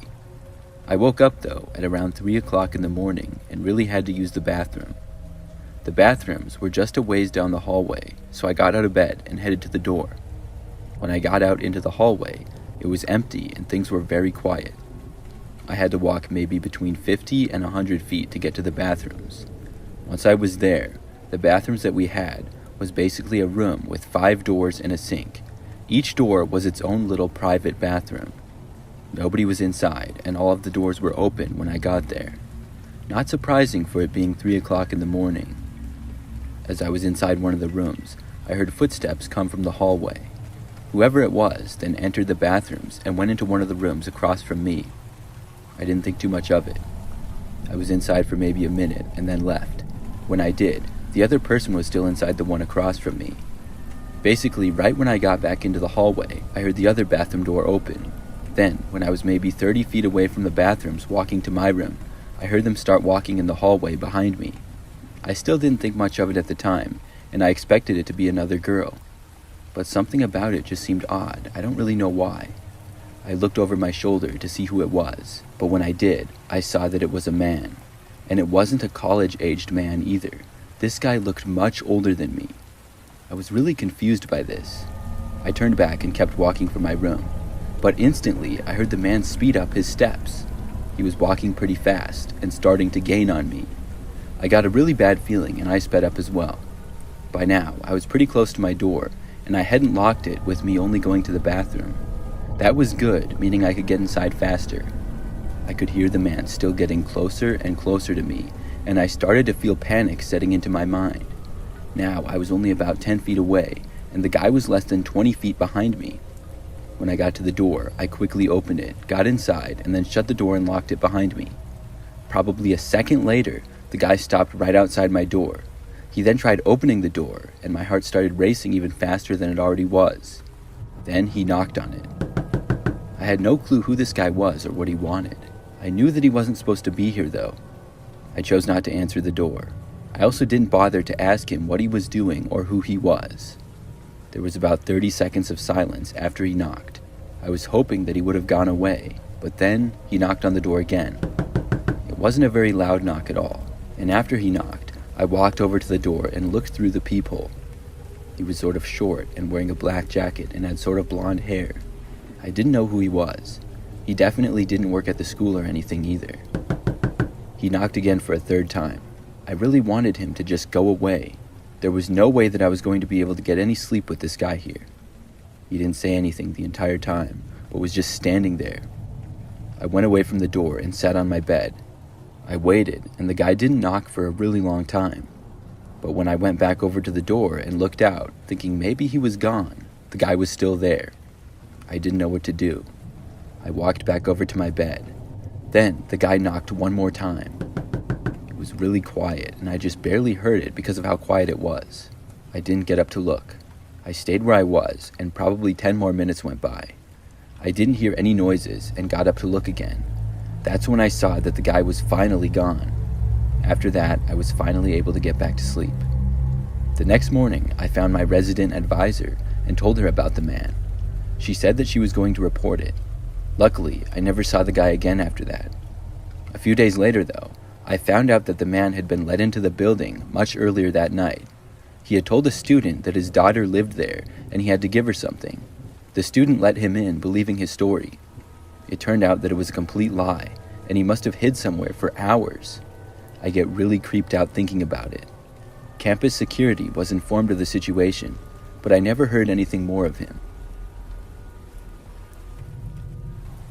In fall of 2019, I was a freshman in college. I went to a smaller school and I lived in the dorms. I had a roommate named Danny who was a real jerk. But that's not the horror story. Sure, it was annoying to be in that small dorm room with Danny. He would talk a lot and pester me on purpose a lot of times. Because of this, I tried to spend as much time away from our dorm room as possible. I would do all my studying in different places around campus. Spots to sit and get work done were everywhere, in just about every building. Even if I wasn't doing homework, I could sit and watch YouTube videos or whatever. I preferred it to being in my dorm room if Danny was there. I got into a routine of this after probably the first month. So one night, I remember that I was doing homework in this one building. It was the building that a lot of our classrooms were in and had several different subjects. There were about 4 floors to it, and I was up on the 3rd or 4th floor, but I don't remember which one. I was in a comfortable chair that had a table attached to it. It was built for studying and stuff. There were a few of these types of chairs that looked out a window that had a nice view of campus. I took a break at about 6 p.m. and went to the dining hall to eat. I met up with a friend there, and then afterwards went back to the same building at the same spot that I was at before to finish my homework. The buildings didn't close if you were a student, and you could stay there as long as you wanted. By now, especially up on one of the top floors, things were very quiet and nobody else was really around. I kept working and was there until probably like 9 p.m. As I worked, I had my headphones in and played some music in the background. Sometimes I would do that and sometimes I wouldn't. It just depended on what I was doing and how I felt. So right after I was done and I took my headphones out, I heard footsteps behind me immediately. The walkway went behind me, and one direction led to some classrooms and the other led to some stairs. The footsteps were coming from the hallway with some classrooms in it. I started picking up my laptop and putting things into my backpack. As I did, the footsteps got closer and closer. It didn't seem like the person was going to walk by me though. It almost seemed like they were going to approach me instead. I turned around to look and see who it was. All I saw though was somebody ducking around a corner behind a beam. I didn't get a look at the person, but just saw part of them for like a second. This was kind of weird. I finished putting my things in my backpack and then stood up, looking to where I saw the person again. I still saw nothing. Then I walked over to the stairs and left the building. I went back to my dorm after that. But the very next day, there was a similar experience. This time, after studying in a different building, I went to the performing arts building to study that night. This building was almost always pretty quiet. There were much less classrooms inside of it, and unless there was a concert or something going on, not many people would be there. I studied in peace for basically the whole time, and saw only about 2 or 3 people walking by in the entire time that I was in there. For the last 2 hours probably, I saw nobody at all. The location that I was studying in was on the 1st floor and next to a staircase, where there was a table and chair set up for studying.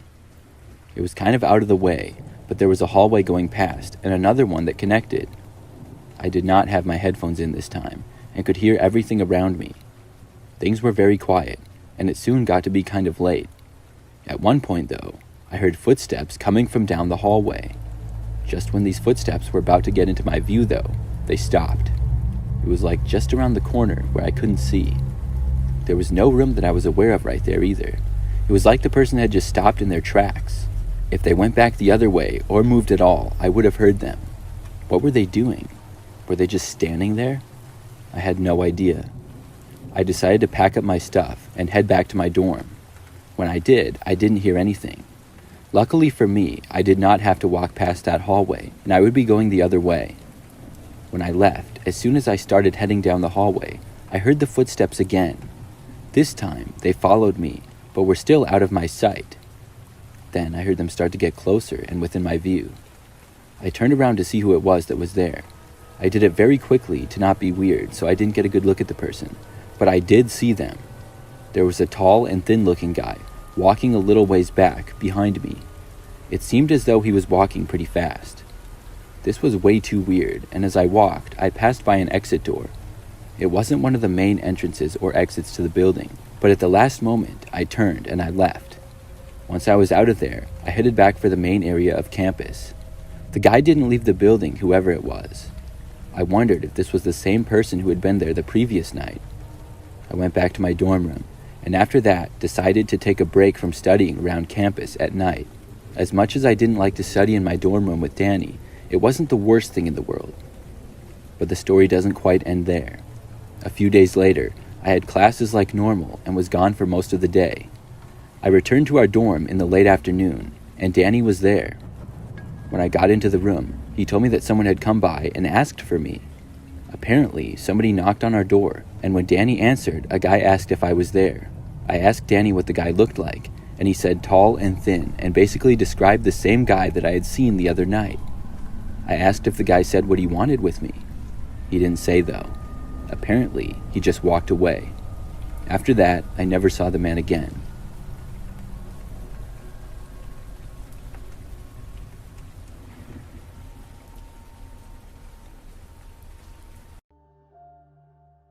When I was about 17, my mom and I moved to a large city in the US. I won't name the city due to what took place, but it's a city most people are familiar with. Anyway, we moved to this city to start our new lives as my mom had bought a business and would then take ownership. This meant that I would also have to transfer schools, which was the hardest part of the move. Saying goodbye to your longtime friends paired with all of those super great hormonal imbalances of your high school years. What made it worse was that I was a junior when I moved and would have to spend my senior year with no one I knew. The last day of school came around. I said goodbye to my friends and then rushed to the airport with my mom. The instant I switched schools, I became a totally different person. I was that one outgoing girl who loved her friends only to become a random nobody who sat alone at lunch. The school itself was okay, but it was nothing like my old school. I had made a few acquaintances, but nobody I actually enjoyed talking to like my other friends. One day, I had been at lunch eating by myself when, out of nowhere, a boy I had never seen before decides to sit with me. He introduced himself as Dave and asked if he could sit with me. I tell him yes, and he begins talking about himself and claimed he was also a new student here. We spoke to each other until lunch was over, where he had walked me to my class, which I found thoughtful. It's safe to say I found Dave very relatable the more we spoke. He had the same interests and even the same family issues. He seemed very sweet, and while he was a bit off, he wasn't a threat or anything. However, little did I know that would be further from the truth. One day, Dave, out of nowhere, had texted me asking about my bra size. I told him I wasn't comfortable answering that, to which he then instantly apologized and changed the topic. But as time progressed, he'd bring up the topic even though I wouldn't want to talk about it. It eventually came to a point where I chose not to speak with him even when he messaged me first. The same drill applied when he approached me at school too. Eventually, days went by, and for some reason I didn't see Dave at school anymore. I assumed that he had finally gotten the hint and just stayed clear of me. However, I was dead wrong. The following night, I had been at home on my computer doing a project for chemistry class when I heard something hit my window. Looking back, it kinda sounded like a pebble hitting my window. After all, it was raining outside, so I assumed it was probably the wind blowing away debris. However, it then happened a second time, this time much louder. I get up from my bed and walk over to the window, and there, crouched, is someone who I could only describe as Dave. He had on his hoodie and gave me an unnerving smile when he saw me. I screamed at the top of my lungs as I saw him and ran to my mom's room to wake her up. My mom is the type of person who was overprotective of her children, so when I told her, she was rightfully pissed. Why my dad isn't home is another story, but my mom puts on her shoes and goes out of the house with a baseball bat. All the while, she's screaming bloody murder, telling whoever was here to leave or she won't hesitate to knock their teeth in. My mom is a fighter and won't put up with anyone's BS, so when she said that, she meant it. After what felt like hours, she finally came back inside hugging me and that whoever it was gone. Needless to say, we still felt safer calling the cops and they take down our info and what had happened. Our motion sensor light didn't work, so it couldn't alert my mom when someone was outside our house. My mom pulled me out of school for a week and demanded the school sort out the situation with Dave. Turns out, Dave had been in and out of the school for the past year and was not at all a new student. He had been suspended many times for reasons like this, only to get back in for good behavior. How he found my house is a mystery, and quite frankly, I don't want to know. My best guess is that he somehow followed me home. That, or he managed to track me. Either way, this is and probably will be the scariest stalker experience I've ever had. I hadn't even known Dave for a month, and already something came up. I still think about this incident from time to time, and just wish I'd be back at my old school. A few weeks later, I moved to another school where it wasn't the best, but better by a landslide than the other one. Up until now, I try my best to stay clear of social media and outings as I'm still paranoid. This isn't a big county, meaning it was common to run into someone you knew. I hope I never see Dave again.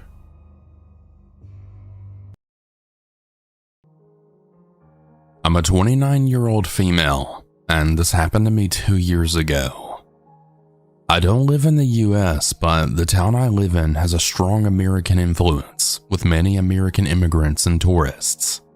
Because of this, the house in my town have a lot of American features that typically the rest of my country doesn't have, such as our washing machines and dryers being in the basements, or a separate little outhouse in the back garden. My house was one of the ones with an outhouse. I'll explain the layout of my house briefly so that the story makes sense. My house is 3 bedrooms, with an upstairs and downstairs. There's a back door which leads outside in our kitchen, and another one in the conservatory. The door outside from the conservatory takes you out into the porch, and if you walk about 20 seconds, you reach the back door accessible via the kitchen. Beside this is the outhouse where the washing machine is kept. The outhouse looks like it's attached to the house, but you can only enter it via going outside. Now that that's out of the way, on to the story. It was a Thursday, and I was home alone because it was my day off while my fiance was at work. He had left that morning, and he wouldn't be home until about 7 p.m. I won't bore you with all the details of what I did that day. Only the activities of that afternoon onwards are relevant. I'd put a load of laundry on at about 3 p.m. I went outside via the conservatory door, and I didn't close it behind me. I know this might sound stupid on my part, but it was only going to be open for about 2 minutes, and I thought it was safe since no one would see the door was open. I was in my back garden after all, and my street is located in a pretty safe area, and many of my neighbors are elderly or younger people with families. The season was also changing into autumn, and since the conservatories trap heat, I figured a blast of some cool air would be good after just getting through a really hot summer. Anyway, I didn't think much of it when I went back into my house and I had settled on the couch to watch some TV. The day went on as normal, but at about 5 p.m., I thought that I heard some movement from upstairs. Now, I was used to the normal noises of the house, so I knew it was an out-of-the-ordinary sound. If you went into mine and my fiance's bedroom upstairs, you could actually hear a creak if you stood in the middle of the room, because it was directly above the living room. I didn't feel scared at this point, just confused. It was just me in the house after all. I decided to ignore it though, because I realized I had to go outside and get my laundry out. I'd set it to a 1-hour spin, but it actually ends up taking about 1 hour and 20 minutes, and I knew it would be ready by now. So I went outside and I put it in the tumble dryer. My fiance's favorite pajamas were included in the wash, and I wanted them to be nice and warm for him when he came home. Again, I settled on the couch afterwards because I was having a lazy day. I'd been seated for like 10 minutes when I heard that same creaking noise yet again, followed by a thumping noise. I froze, and a feeling of dread crept over me.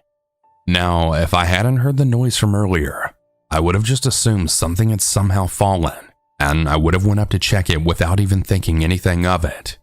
However, the creaking noise from earlier was now at the forefront of my mind now. I'd muted the TV, and I had hesitated when I rose to my feet, unsure of what to do.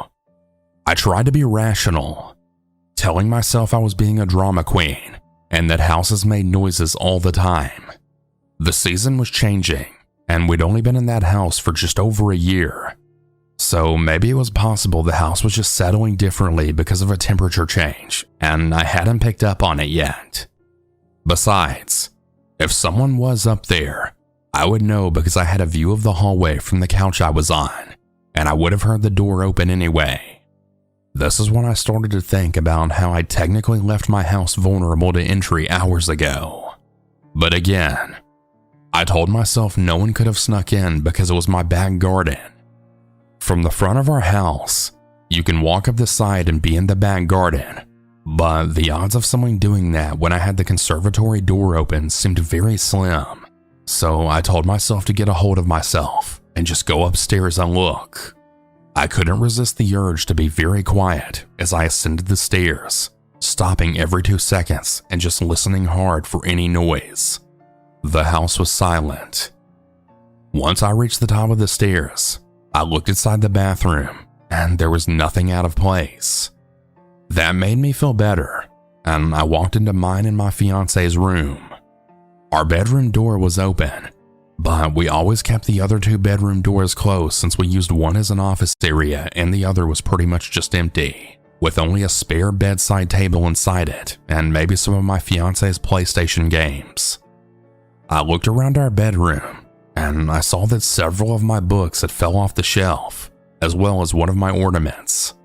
As you can all imagine, this made me feel really uneasy. The way our bedroom is laid out is you walk in from the right, our bed is in the middle, a window is to the left wall right in front of you when standing at the door. Our closet is a sliding mirror, one that you can walk inside a little, and my small bookshelf was on the same side of the wall as the door, and my ornament had rolled across the floor, so it drew my attention right away. I picked 3 books up, and I put everything back. Then I looked towards the closet. It takes up the whole wall, and it has 3 mirrors you can slide. We always kept it open, with a small section of our clothing visible, and the mirrors positioned in a way to conceal the 2 sides of the closet, if that makes any sense. Anyway, I felt a really uncomfortable feeling, and I didn't want to go over to the closet. I walked to the edge of my bed, and I looked out the window.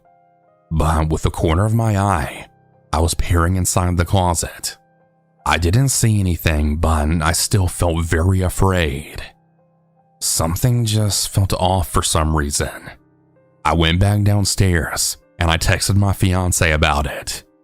About 20 minutes had passed, and he hadn't responded, which I understood because, he was busy at work. He hadn't opened my message, so I knew that he probably hadn't even seen it yet. That's when I heard yet more creaking upstairs, and I started to feel a little irritated. I really hated that I was feeling spooked, but I couldn't help it. I ended up turning the TV off and going into the kitchen to get something. That's when I heard a rattling from upstairs, and I immediately began internally freaking out. It was unmistakably the sound of our sliding mirrors moving. So if you were too rough, they'd make a loud banging/rattling noise because one of them was a little too loose at the bottom. Now, I've watched my fiance play enough horror games, and I've seen enough horror movies and heard enough stories to know that I'd be a complete dumbass if I stayed a second any longer in that house. Thank God I brought my phone into the kitchen with me, because I then immediately ran out of the back door in the kitchen, along the side of the house, and then ran into the street. I just bolted. I then called the cops and told them, "I think someone's in my house." The operator asked me if I was inside, and I told him I was outside. He told me to stay away from the house and stay on the line with them until the cops arrived. I was terrified, and I was rambling about how my fiance was at work and had no idea what was going on, and also how I was scared and I was just being stupid, and I was really sorry if I was wasting everyone's time.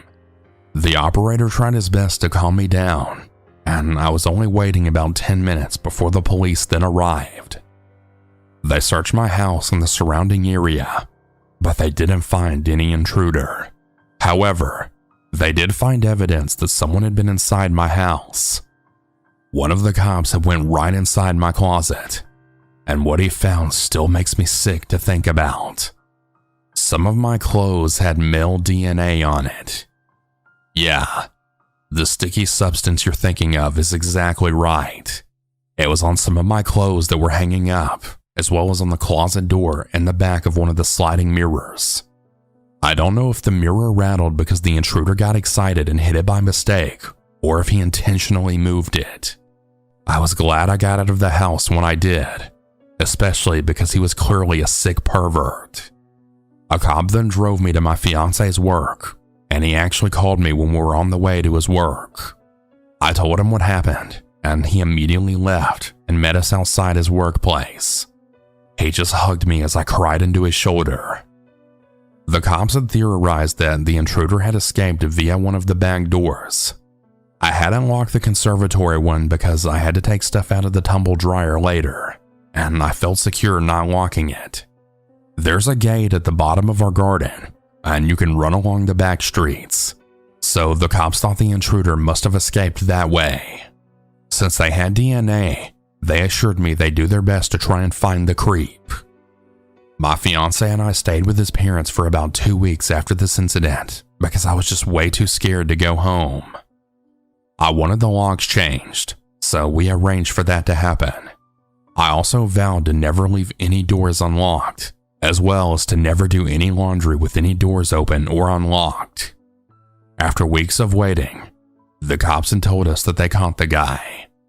It turned out that he apparently had a record of committing similar crimes. He was known as a peeping Tom, and he'd actually been in trouble for petty thefts and for following women around. My fiance was furious that this weirdo was actually allowed to mingle with the public. His address was half an hour away from us, but apparently he liked to travel outside of his bubble to spy on women. He'd usually jerk off in the bushes or in his car watching them, wherever he could catch a glimpse. This was actually the first time that he'd ever went inside someone's home. It really freaks me out to think that he may have been stalking me. He must have been watching me to know that I would leave that door open, to know I was out there doing laundry. I don't know how long he was watching me, but it still gives me major anxiety to this day. We changed our locks, and I'm now very paranoid about locking all of our doors. It scares me to think that he was in that closet hiding in the side, knowing I was in the room. The creep was actually sentenced to some jail time, but only for a few years. It doesn't feel like enough. My fiance has been a huge supporter throughout all of this, and in a weird way, dealing with this actually made our relationship stronger. So to the creepy pervert who snuck into my house and jerked off all over my clothes, I really hope I never encounter you again, and I hope you receive all the karma you deserve for doing those disgusting things. Please stay safe, everyone, and don't ever make the same mistakes that I did. It doesn't matter how safe you perceive your area to be. Always lock your doors no matter what. And if you feel like something is off, listen to that feeling. It's better to look stupid and be wrong than fall victim to something horrible. Stay safe.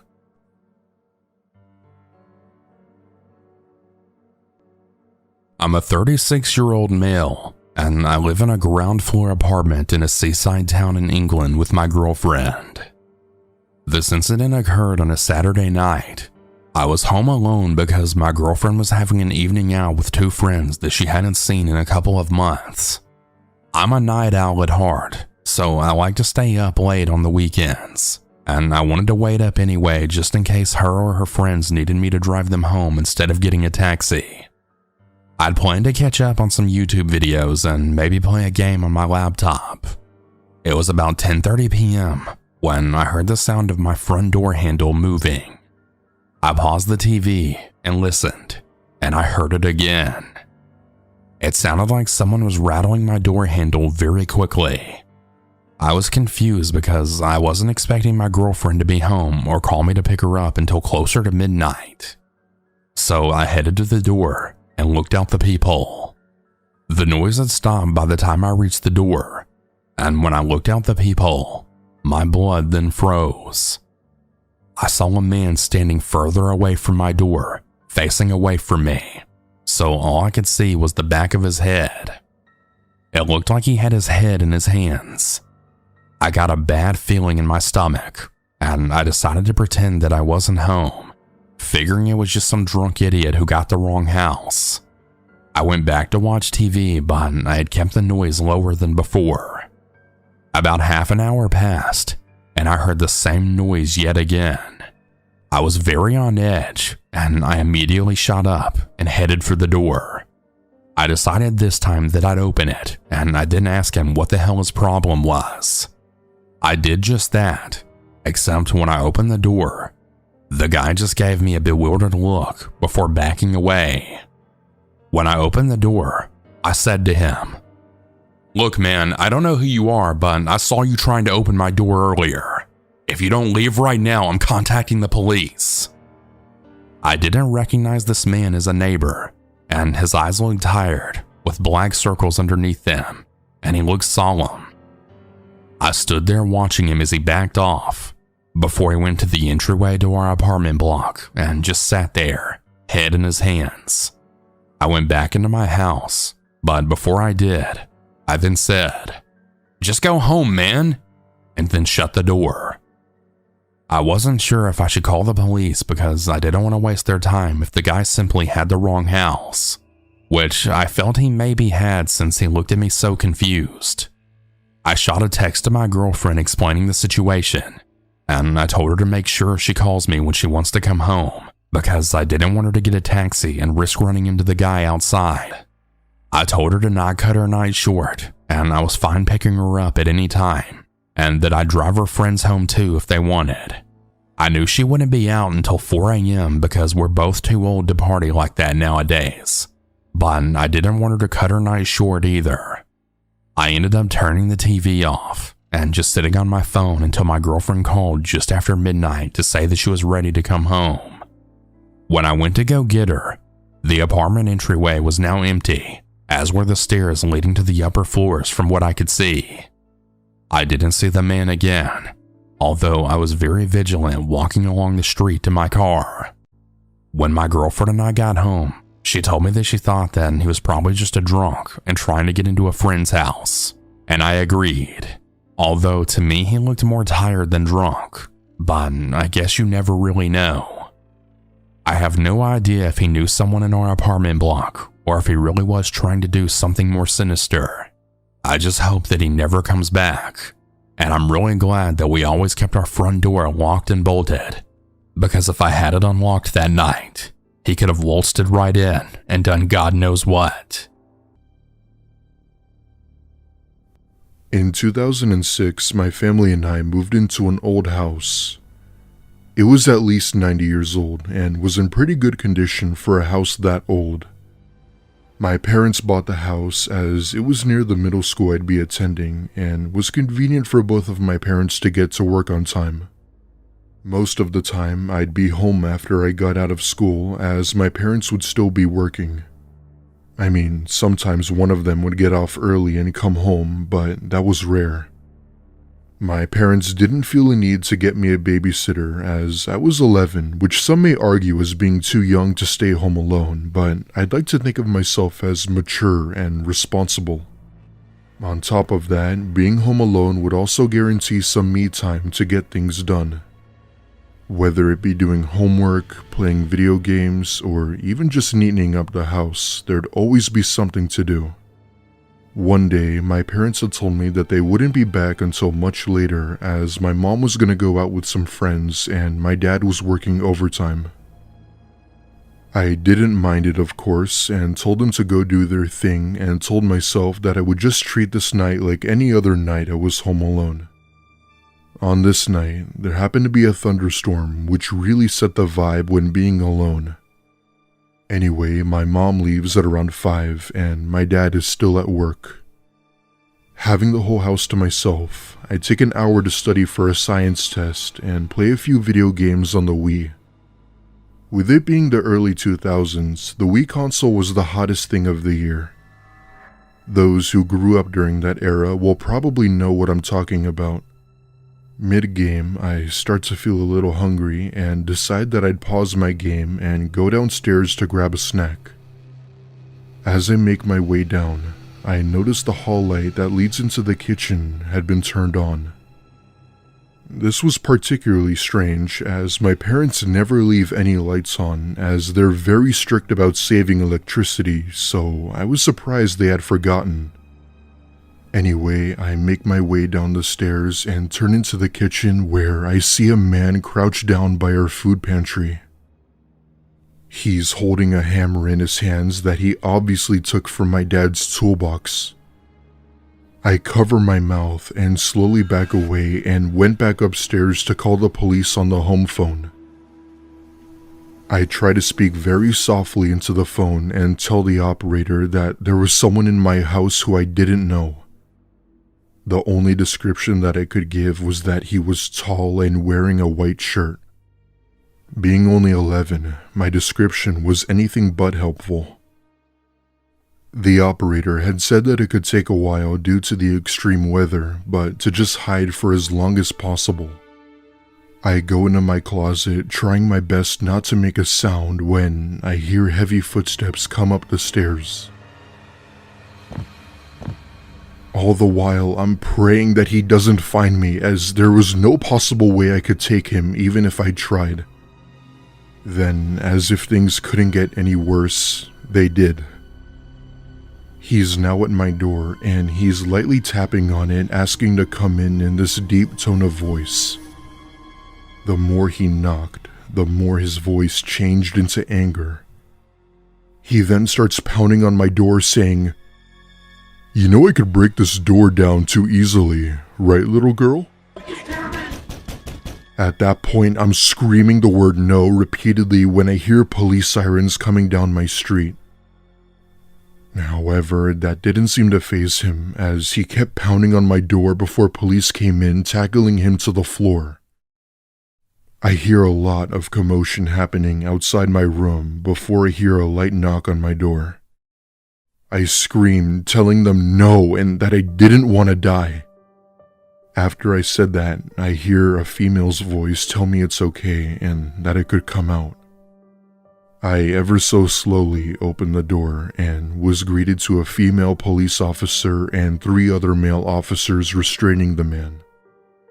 He was even taller than I thought, maybe 6'6", and his eyes were bloodshot crazy. The female officer hugged me and calmly asked me if I knew this man, to which I replied with a no. Apparently, this guy had walked into my house through an unlocked door and made his way into the kitchen. Long story short, they take him away while I see him being forced into the backseat of the police car. The look on his face that day is something that will never leave me. It was a look of pure hatred, as if the first thing he'd do once he got out of jail would be to come back for me. My parents never left me home alone again until I turned 15. Even though I'm a lot older now, I still have fears of being home alone, and I always have to tell my fiancé to remember to lock the doors when he leaves for work. It's crazy to think that a childhood fear of mine still stuck with me throughout adulthood. I have kids now, and they will never go through what I went through. I would still sometimes get nightmares about that incident where he would always be banging on either me or my kids' doors attempting to kill us. Sometimes he succeeds.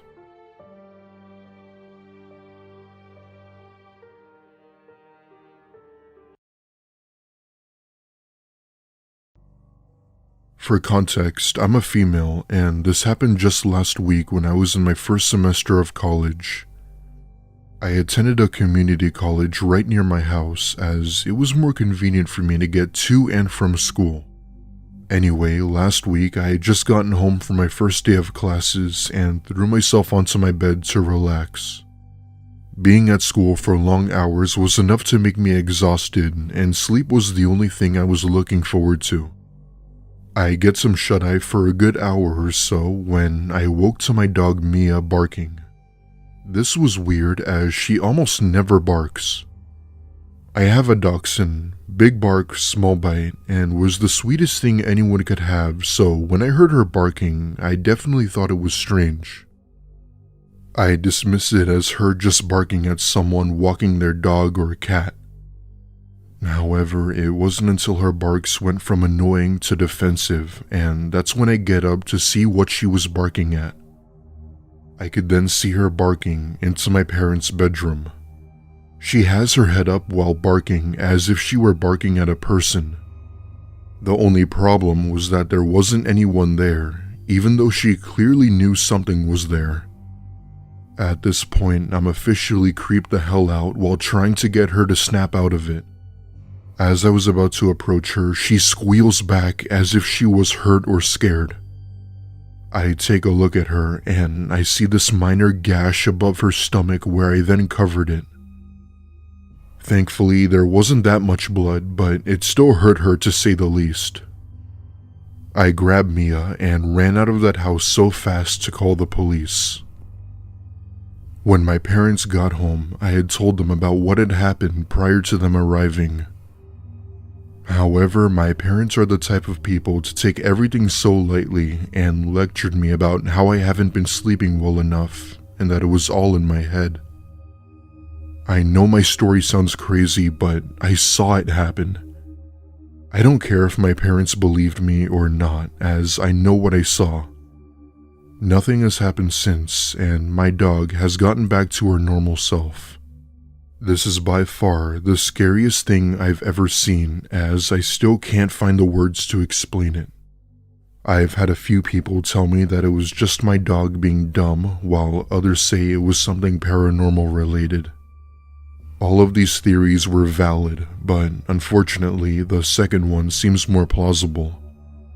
I'm not sure what exactly happened, but what I do know is that my dog obviously saw something in that room that I couldn't see, that terrified her.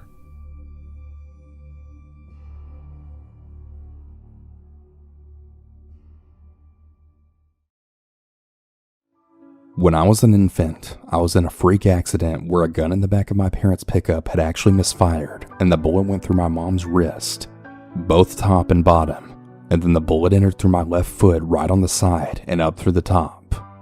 I still have my foot and I got super lucky. Fast forward about 34 years. It's now March 2018. I'm battling one of the worst ear infections I've ever had. I had barely slept for days because I couldn't lay my head flat without bawling my eyes out.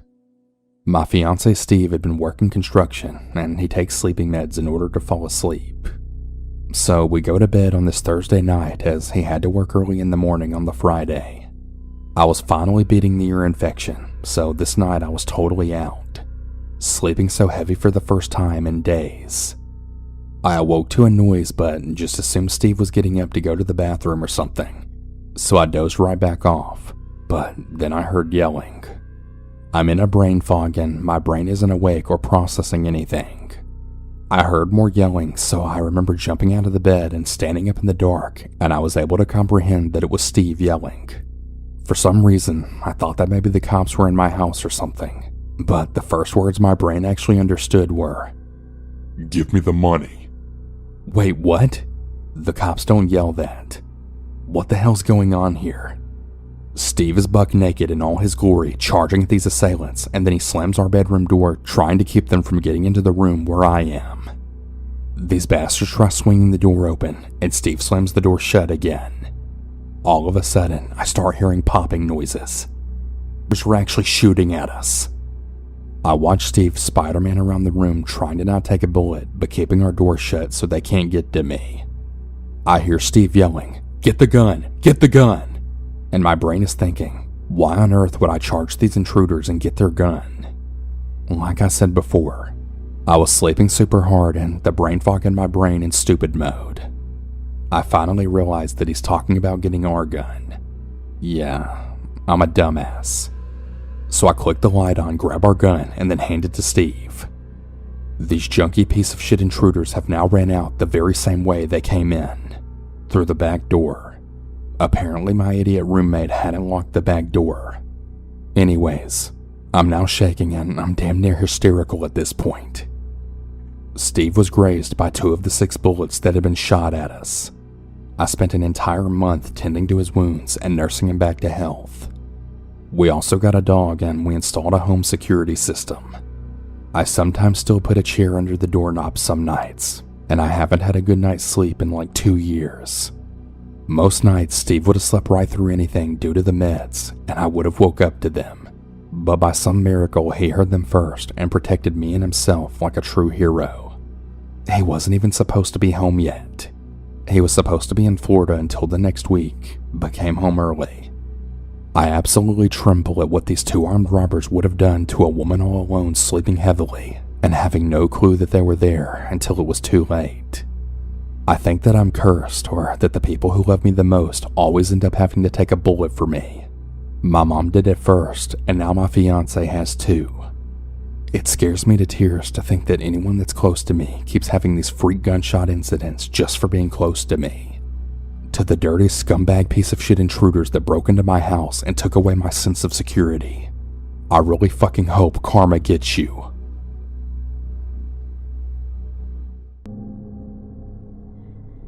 Sometime in 2014, an Australian police officer named Stephen Hegarty was sitting in his office reviewing several pieces of photographic evidence. The process was slow and mentally exhausting, because the photographs that Senior Constable Hegarty was reviewing constituted some of the most maddeningly disturbing things he'd ever seen. Each picture showed a child below the age of 10 being abused by someone considerably older, and they weren't simply a handful of photographs. There were thousands of them.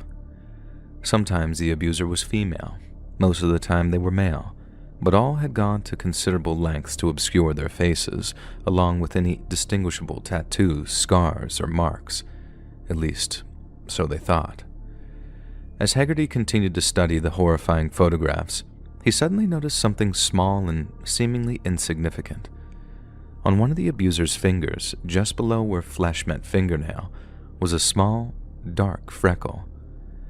The same freckle was present on the finger of almost all the masked abusers depicted in the photographs, leading Hegarty to the realization that they were all the same person, all the same man. The freckle constituted a minuscule detail, but it was one that would become a key piece of physical evidence in a global policing operation designed to combat the exploitation of children. Christened Operation Prism, the operation sought to bring down the single largest child exploitation site on the dark web, whose estimated 45,000 members accessed via sophisticated Tor encryption software.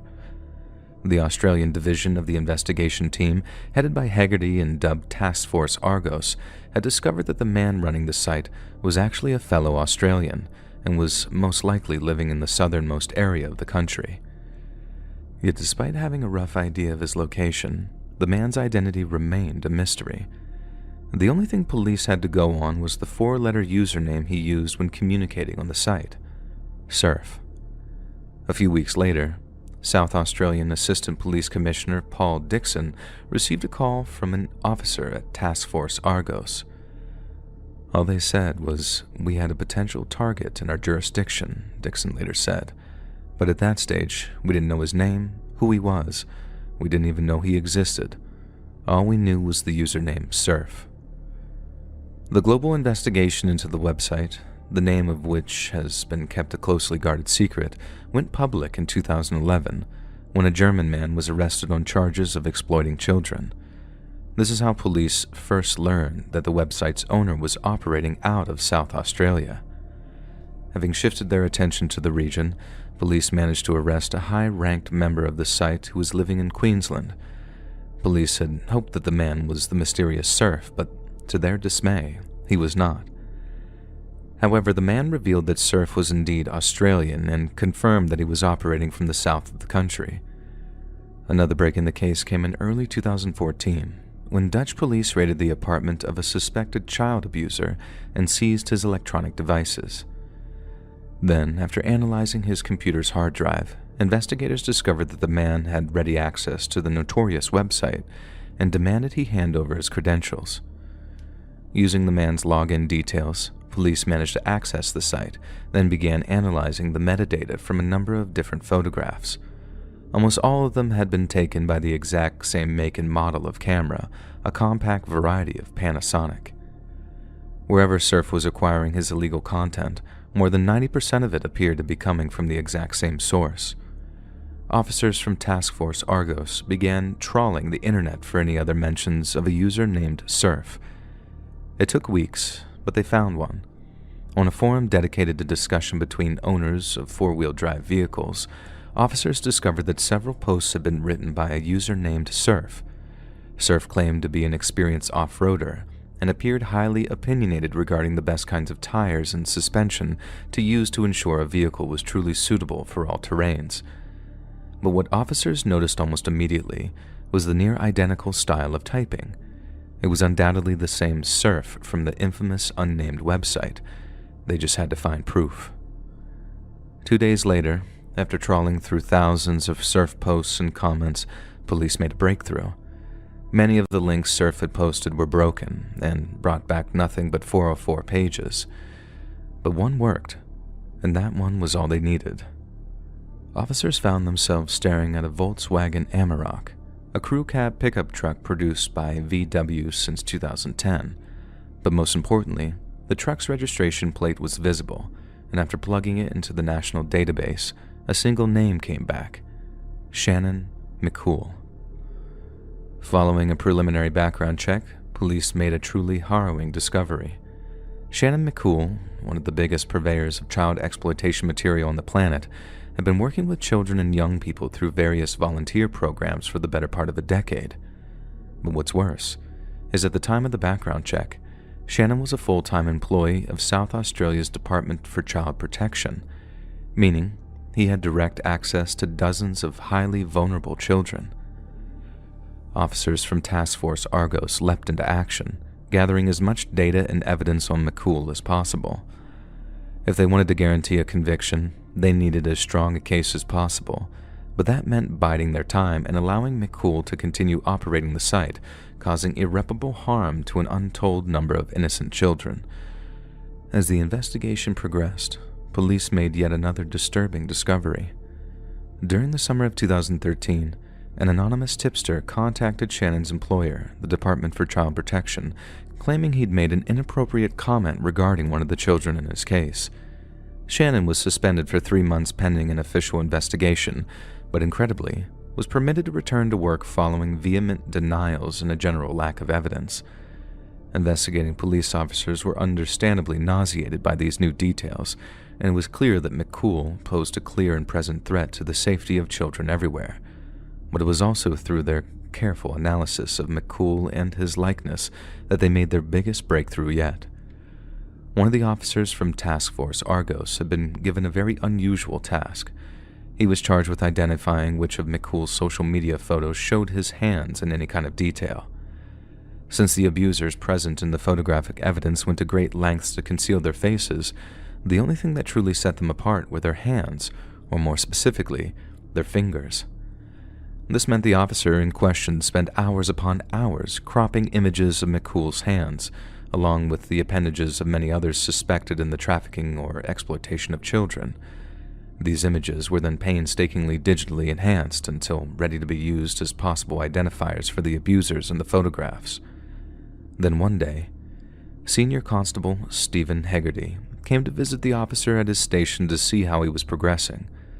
The officer was in the process of enhancing images of McCool's hands, and as Hegarty reviewed them, his jaw quietly dropped. On Shannon's middle finger, just below where flesh met fingernail, was a small, dark freckle. It was him, the man from the photographs. It was Shannon. He wasn't just one of the largest purveyors of child exploitation material on the face of the earth. He was directly involved in its creation, all whilst having direct access to some of the most vulnerable young people in Australia. As we've already mentioned, the decision was made not to apprehend Shannon immediately. Police wished to covertly collate evidence on Shannon without alerting him to the investigation, as doing so might give him a chance to warn others or destroy key evidence. But after it was discovered that he was not only an employee of South Australia's Department of Child Protection, but was active in the sickening exploitation of children, Police realized that they had no choice but to arrest him as soon as possible. Yet to do so successfully, without Shannon destroying any evidence, police had to plan a delicate but decisive operation. There are certain programs and techniques a person can use to render their devices completely useless to us, one officer explained. It doesn't matter who you are, you're not getting in. And if that had happened in our case, there's no way we'd have obtained the same kind of result we achieved. Our timing and subtlety were beyond crucial to the overall success of this operation. Finally, on the evening of June 10, 2014, Shannon McCool was sitting at home, presumably overseeing his evil empire, when he heard a gentle knocking on his front door. He got up from his chair, neglecting to close his laptop, then walked to the front door to see who was knocking. From the sound of the knock, it could have been a neighbor, a cold caller, maybe even a friend or a relative. But when he opened the door and found no one to be seen, he stepped outside to take a look around. The moment his shoe touched the concrete, Senior Constable Hegarty ambushed him, shoved him up against a wall before forcibly sitting him down. McCool was then informed that he was under arrest and reminded of his right to remain silent, but he didn't say a thing.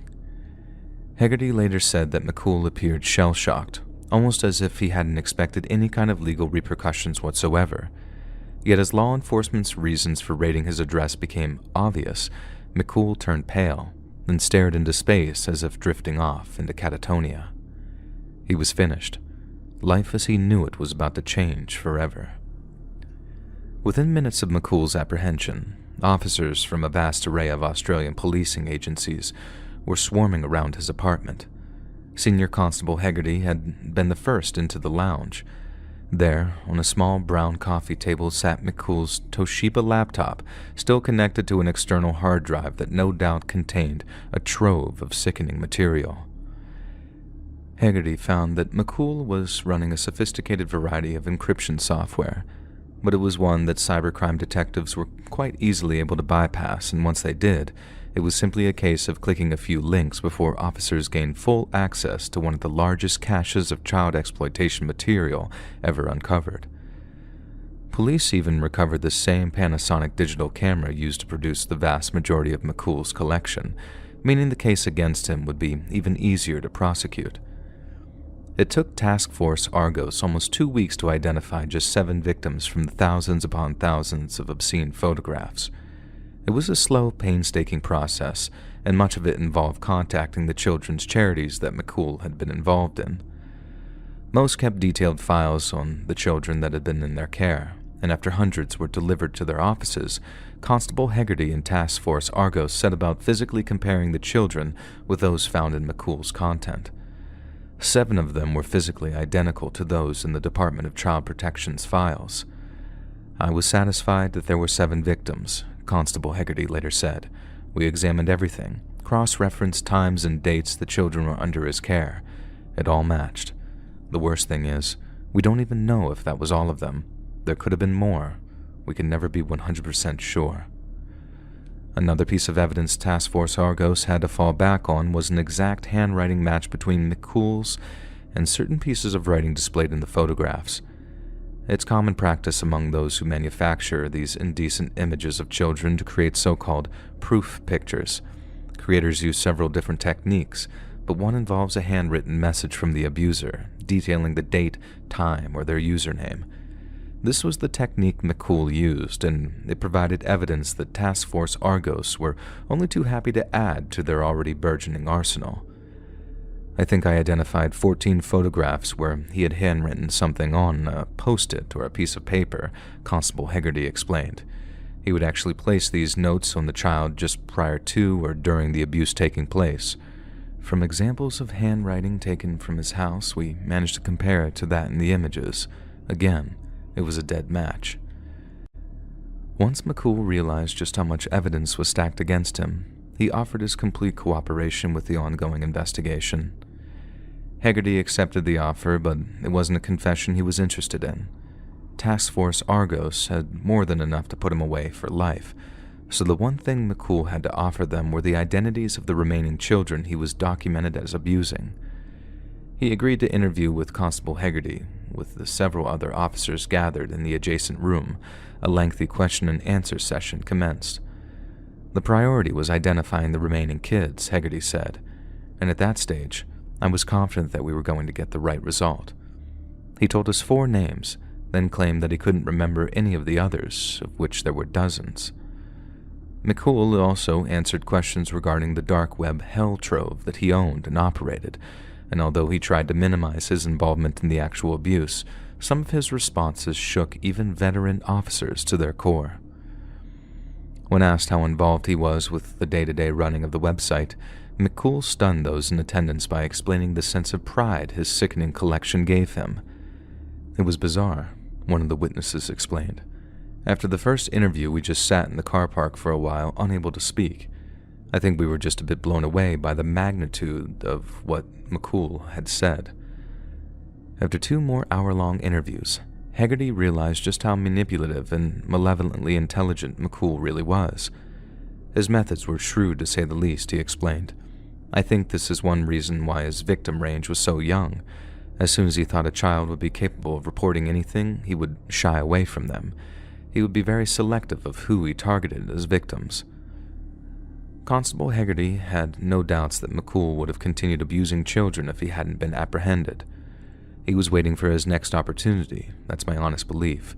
It might have taken another 6 months, it might have taken another 2 years, but given the opportunity, he would have offended again.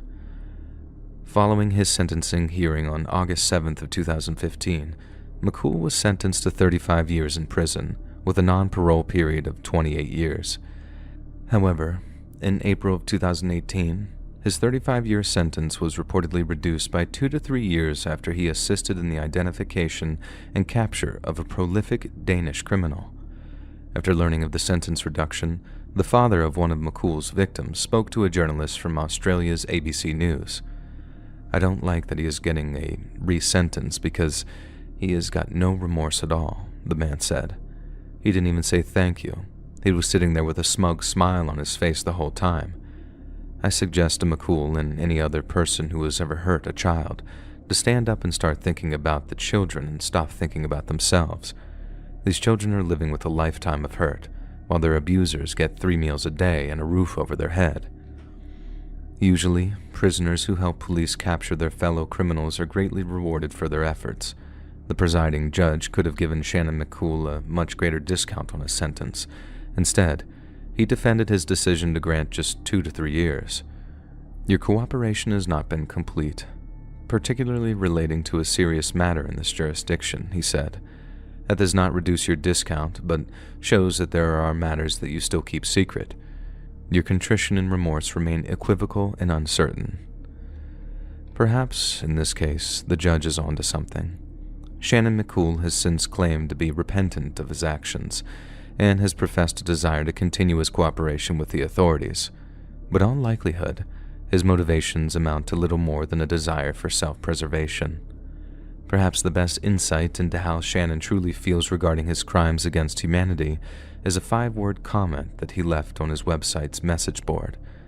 The comment reads, "Abusing children should be acceptable."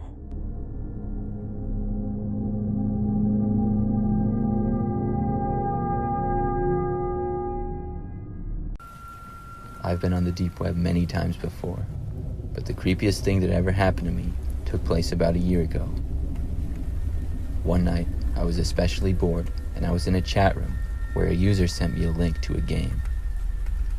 He said it was a sort of code-breaking game, and I had heard about some of those in the past, and I wanted to know what they were like. When I got the link, I clicked on it, and it led me to an all-black screen with yellow letters that said "Begin." I clicked it, and nothing happened for quite some time. There was just text on the screen that said "Wait." It took a few minutes, but finally the game started. Things started out relatively normal. There was a few sort of codes that were easy to figure out, and suddenly the game seemed to stop. The screen just went black, and it was a little strange, but I moved on at that point. I got off my computer and went to do other stuff. 2 days went by, and I got a random letter in the mail. I opened it up to see a blank white piece of paper folded up. When I unfolded it, it revealed a web address. I went on my browser that I used to access the deep web, and I typed in the address. I realized that it seemed to be a continuation of the game that I had been playing. It had a button on it which I clicked. Then it started playing a video. It was a surveillance video of some kind. The more I watched it, the more I could tell it was a Walmart. The video followed someone walking into the store eventually. It was security camera footage, so the quality wasn't the greatest, but after about 5 seconds, I realized the person it was showing was myself. I had been to the store the day before, and the video followed me throughout the store, and even showed me checking out and leaving. It then changed to a gas station security camera, a gas station that I had also been to the day before. It showed me getting gas and once again leaving. The video then ended, and after that the web page went all black. Text then appeared on the screen saying, Level 2, and then an option to begin. I didn't have any interest in playing this game any longer, and I exited out of my web browser. I was pretty creeped out, but I knew the dangers of the deep web, and that these sort of things could be done, so after that, I decided to stay away from it for a while. I do sometimes wonder, though, what Level 2 was.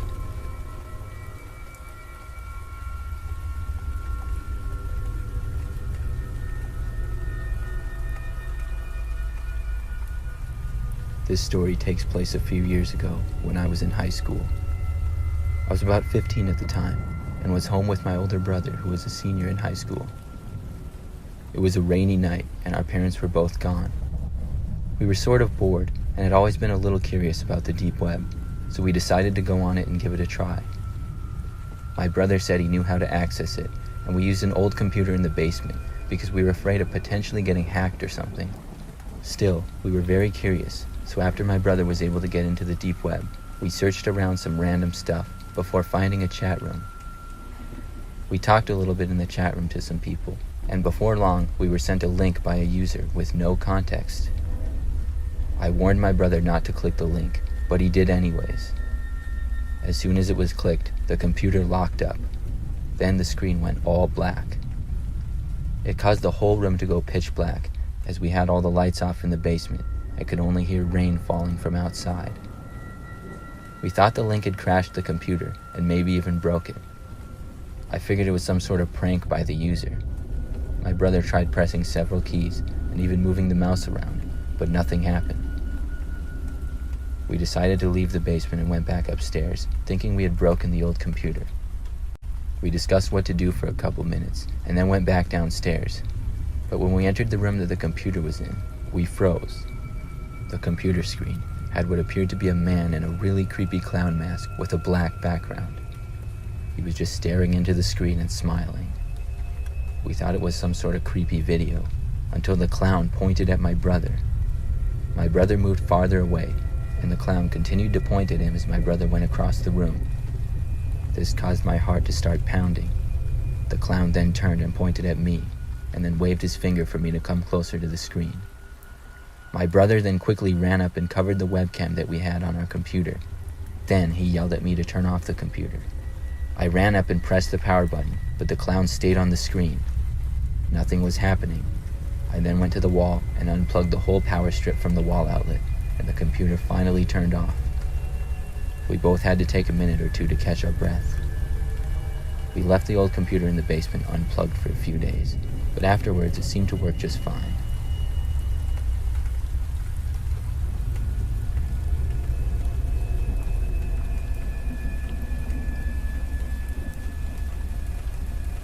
When I was a little younger, I had just gotten my own place for the first time, and I went on the deep web for the first time as well.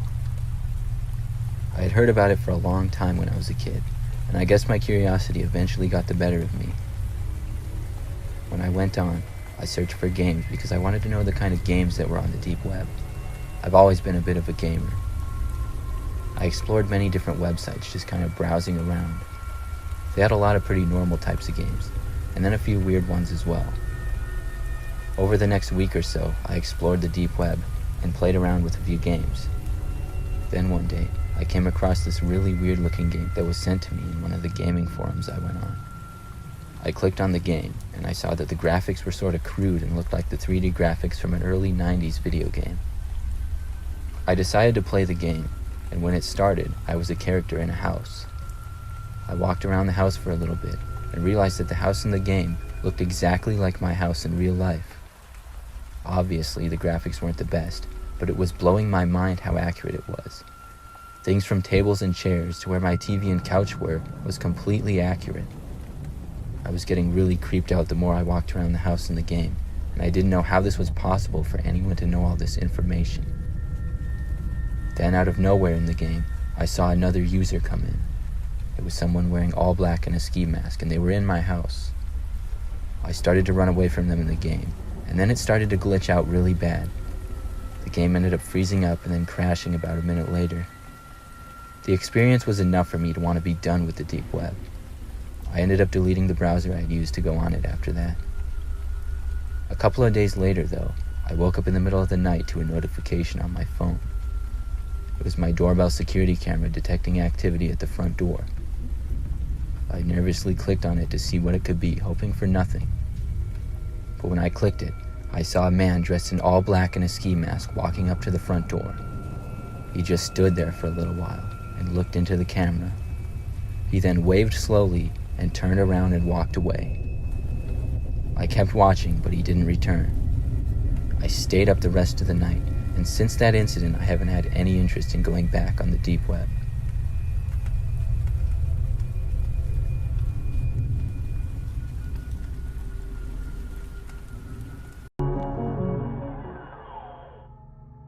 So right when I was fresh out of college, I managed to land myself a job with an engineering firm over in Pennsylvania.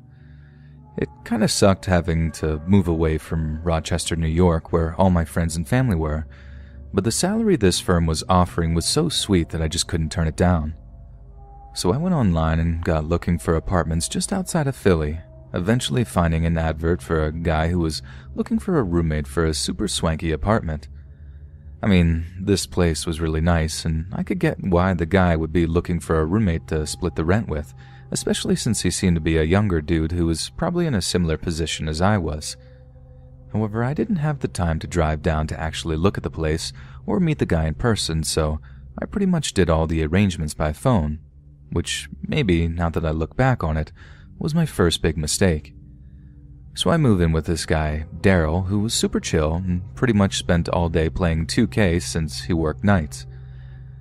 I figured that he must have had a pretty high-paying job, and since he had this huge flat-screen TV, lots of expensive clothes, a nice car, the works, really.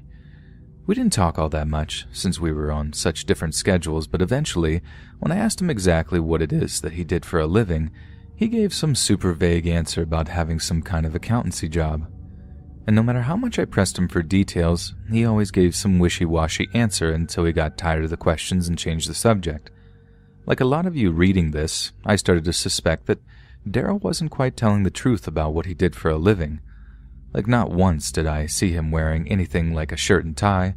All his clothes were super upmarket, sure, but they were all super casual. He also had a lot of visitors in the evenings before we left for work. At first, I figured they were just friends of his, but there were a handful he didn't seem all that close with. And every time they stopped by to see him, at some point they just scuffle off into Daryl's bedroom for a while, talking in hushed tones before the visitor eventually left. I knew something was going on, but as embarrassing as it is, back then I was pretty naive. Besides that, I really didn't think it was any of my business. The last thing I wanted to do was upset my new roommate and screw away such a sweet living arrangement.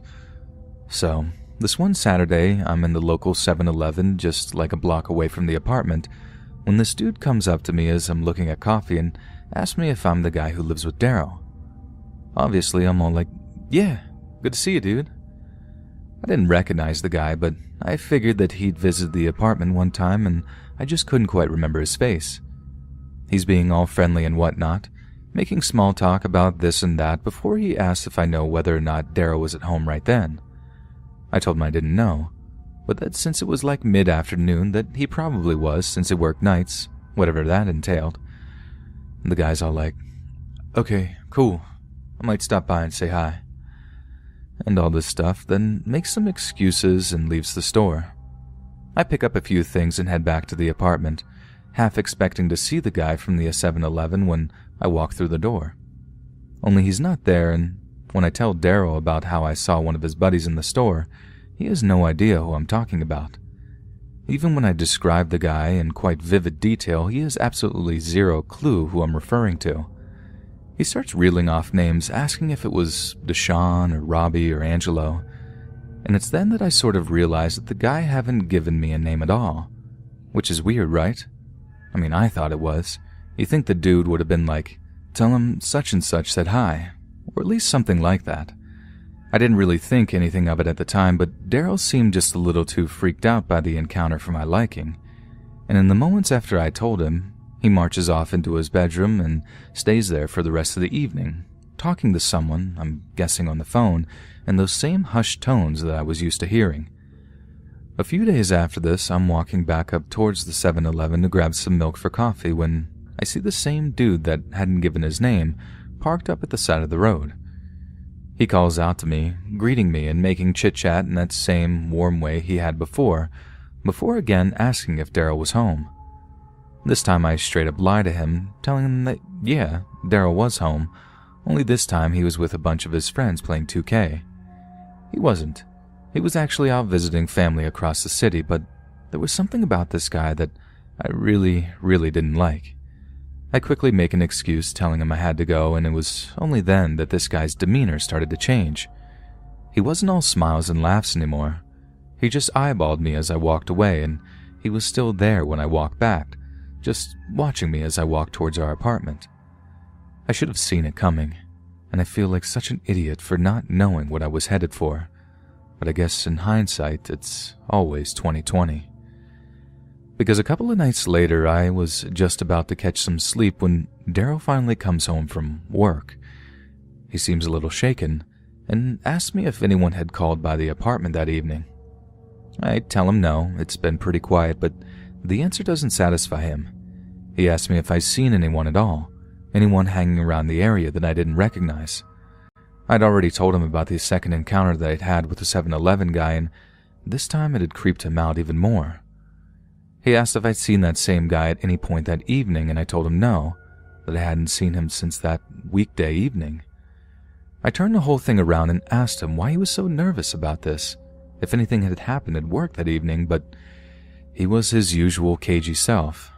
He just retreated to his bedroom where he apparently went straight to sleep, which is exactly what I did too. Next thing I know, I'm waking up to this loud banging on the front door to our apartment. I had pretty much knew exactly what the deal was. Daryl had gone out to make a call, as he sometimes did at this time of night, and had left his keys in the apartment. This had happened a handful of times before, and I was honestly getting really sick of being woken up by it. I had suggested he actually put his car keys and apartment keys on the same key ring, but nope, apparently that meant if he lost one set, he lost both, which maybe was quite a smart idea in the long run, but that's beside the point. So I'm all bleary-eyed, shuffling toward the front door in my underwear and a t-shirt when he starts banging again. I'm like, all right, I'm coming. Stop with the banging, Jesus. Before I undo the deadbolts and open the door, I start saying something like, you really should just attach those freaking keys, when I see it's not Daryl at all. In fact, I have no idea who the guy at the door is, because he's wearing a freaking ski mask, and I have absolutely not the time or will to ask him, nor the other two idiots that he's with, because as soon as I open the door, he points a gun in my face, and then frog marches me back inside the apartment before locking the door behind them. The ski mask guy makes me kneel on the floor in the TV room and whispers to me that if I shout or anything, he's going to blow my brains out. I was absolutely terrified. I mean, more scared than I've ever been in my entire life. I had these uncontrollable shakes, like I had trouble just holding my head up. It was more comfortable for me to just rest my chin against my chest and pray that it'd all be over soon. This had a dual purpose too, because the last thing I saw before I did so and shut my eyes tight was one of the guys placing an empty plastic bottle of the muzzle on his pistol. Naive over something I was, yes, but I knew enough to know that this was some kind of ad hoc way to silence a shot. I didn't want to see what happened next, and I'm glad I didn't, because they burst into Daryl's room, and I heard the pop of that pistol as they shot him. I thought he was dead for a few minutes, like I was convinced that they just straight up executed him right there in his bed. That was until they dragged him out of the bedroom, bleeding and cursing, and threw him down on the TV room floor a few meters away from me. The one guy kept his gun to the back of my head while they pretty much tortured Daryl right there in the TV room. One guy stamped on the bullet wound that he had, leaning on it with his sneaker, while the other forced his face into a couch cushion to muffle the screams. I mean, it was all obviously horrible what they were doing, and that was disturbing enough, but what really got me was how they seemed to enjoy the whole thing, how they seemed to take an immense amount of personal pleasure in causing us both as much pain and distress as was physically possible. It was like hearing Darrow's cries of pain was the funniest joke they'd ever heard, how the sight of his blood was the most fascinating, satisfying thing they'd ever seen, and it was then that it all came out. Like I said, you might have guessed what the deal was by now, but I pretty much had no idea back then. I was just so young and dumb. Daryl was a drug dealer and this was a robbery. So they beat the life out of him until he finally spoke up and told them where he kept his money in his stash. But I mean, for a while there, I thought they might have gotten the wrong place. Daryl flat out denied knowing what they were talking about and insisted that they got in the wrong place and how there was nothing to find there. But in the end, he broke and told them. They then took to clearing him out, and from what he told me, after he'd been discharged from the hospital for a fairly superficial gunshot wound to the shoulder, they'd taken him for about $20,000 plus. I had to cover Daryl's rent for a few months until he was well enough to get himself a real job. Turns out he was an actual college graduate with a business degree and was dealing in college to make a little money. When he graduated, the money came too easy that he just didn't bother to get a legit job.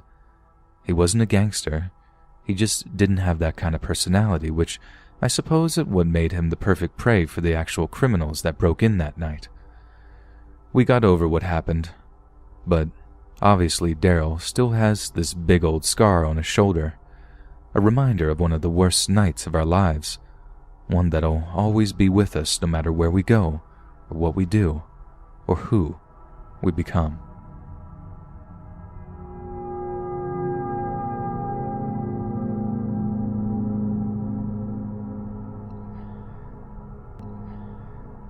My family is a small farm here in Kirkwood, upstate New York.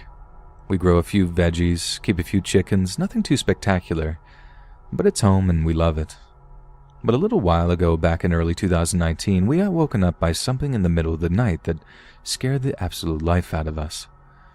We have this big front yard with flower beds and a big lawn, and that's where we keep the chickens and the dog too.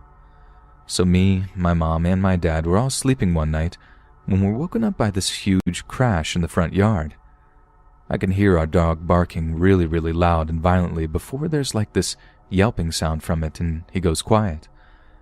I walk out into the hallway and see my dad storming out of my parents' bedroom, rushing down the stairs to get his shotgun. Me and my mom were about to follow him outside to get a look at whatever was going on, but he yells at us to call the cops, stay inside, and not follow him under any circumstances. My dad grabs the phone and I rush back into my bedroom to watch from the window. As soon as I look out, I see this car that's smashed through the fence of our yard and torn up a section of our lawn. It's obviously really dark out, and the car's headlights are only lighting up a section of our yard, so I can't really see much outside of the beams. But I do see something that absolutely breaks my heart. It's our dog, lying on the front lawn, not moving at all.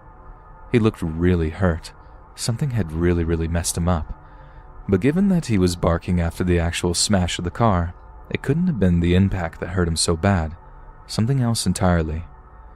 What I saw next was only because my dad had this little light attached to the end of his shotgun.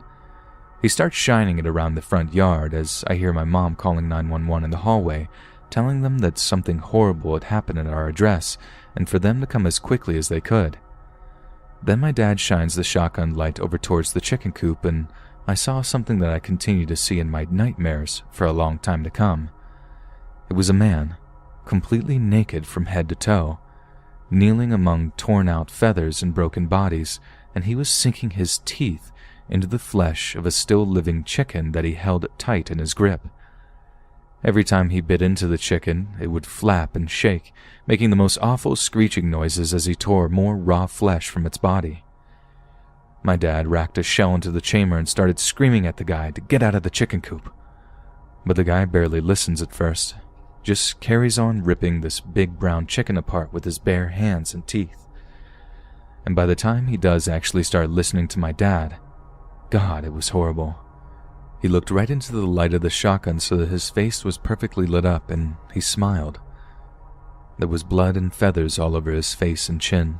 He looked monstrous, totally insane, eyes bulging out of their sockets. I think even to this day it's probably the most terrifying thing I'd ever seen. I started banging on the window and begging my dad to come back inside.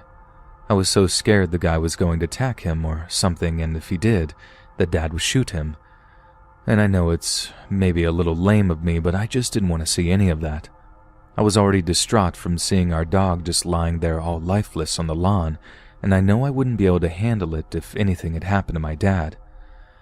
Luckily, the guy didn't bother doing anything to my dad at first. I think he was just so blinded by the light of the shotgun that he just sort of stared into the flashlight, hypnotized by it for a few seconds. But he soon rose up off of his knees, that bloody, twitching chicken still in his grip, and started to make a move towards my dad. As soon as he did, the sound of Dad's shotgun rang out as he fired a shot above the guy's head. But the guy hardly flinched. That's when I realized he must have been on some kind of drug or something, maybe meth or PCP or whatever. He didn't seem scared at all by the fact that he'd almost had his head blown off, but it was definitely enough to put him off from straight up attacking my dad. He just carried on smiling though, kneeling back down among the chickens as he carried on ripping them apart. It felt like an hour before I finally saw the red and blue flashing lights of the cop cars coming down the road, but from what I learned later, it was only a couple of minutes before they actually arrived, since they happened to have a unit in the area already down highway patrol. When they arrested the guy, he got really crazy, and they had to actually use their tasers, which had little effect at first, and pepper spray on the guy just to get him on the ground. We later found out that the guy, named John Many, was actually from Florida, that there had been a manhunt for him, and he'd somehow gotten all the way up to New York State using stolen cars and hiding himself away in trucks. We weren't the only place he'd attacked either, since he actually killed another dog on a different farm, maybe less than 2 miles away from us. That was definitely the most terrifying thing I'd ever woken up to in the middle of the night, by a long shot too. Thankfully, our dog survived.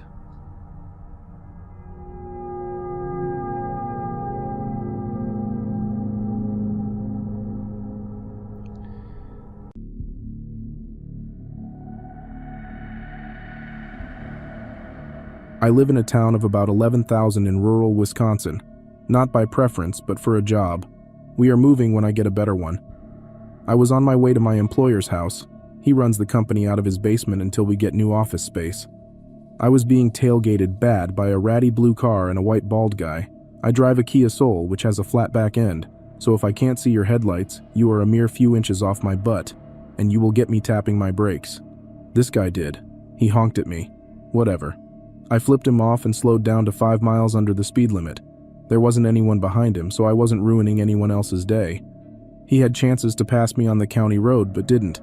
After a few minutes with no other cars around and him still kissing my bumper at 50 miles per hour, I grabbed my cell phone and pretended to turn around quickly and take a picture of him. Then I pretended to call 911. I was in the country with no other cars around, and this guy was getting creepy. I came to my turn but decided to see if this guy would follow me. I turned left, and he followed. Then I came to a roundabout and thought I would lose him. I traveled the entire thing around twice.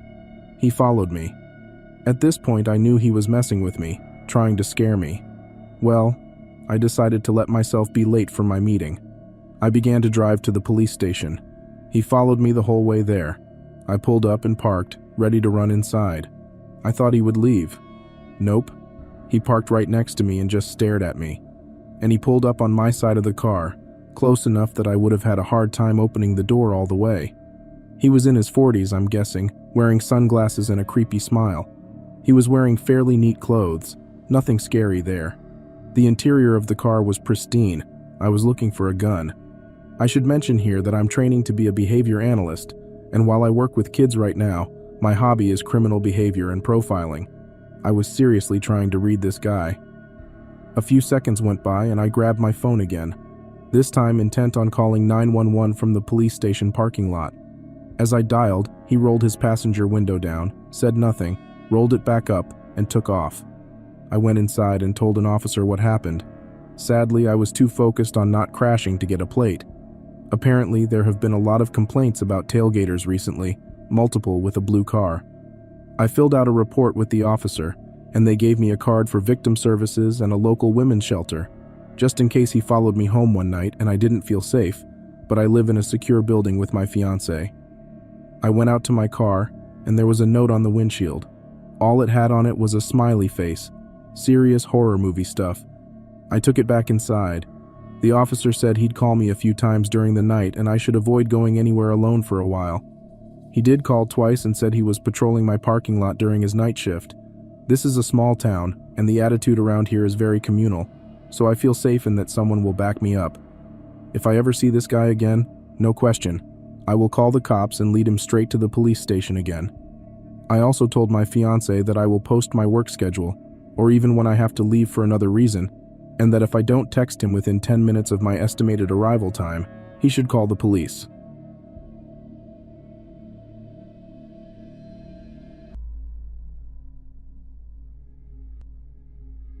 My hometown was decimated by flooding from Hurricane Floyd in 1999. Part of the response and recovery efforts involved FEMA setting up RVs as temporary housing for those whose homes were either destroyed or heavily damaged. These RVs were set up in a previously vacant field outside of town. The park was dismantled by 2001 or so. They put up fencing around the perimeter and trenched over the other streets into the area to keep people out. But they forgot one entrance or left it purposely open for emergency vehicles to have access. Some friends of mine had found this entrance, and we frequently used the area as our playground.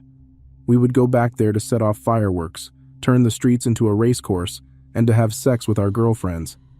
To set the stage of how this place looked, there were 3 streets running east-west orientation, a street that went around the other streets in an oval fashion.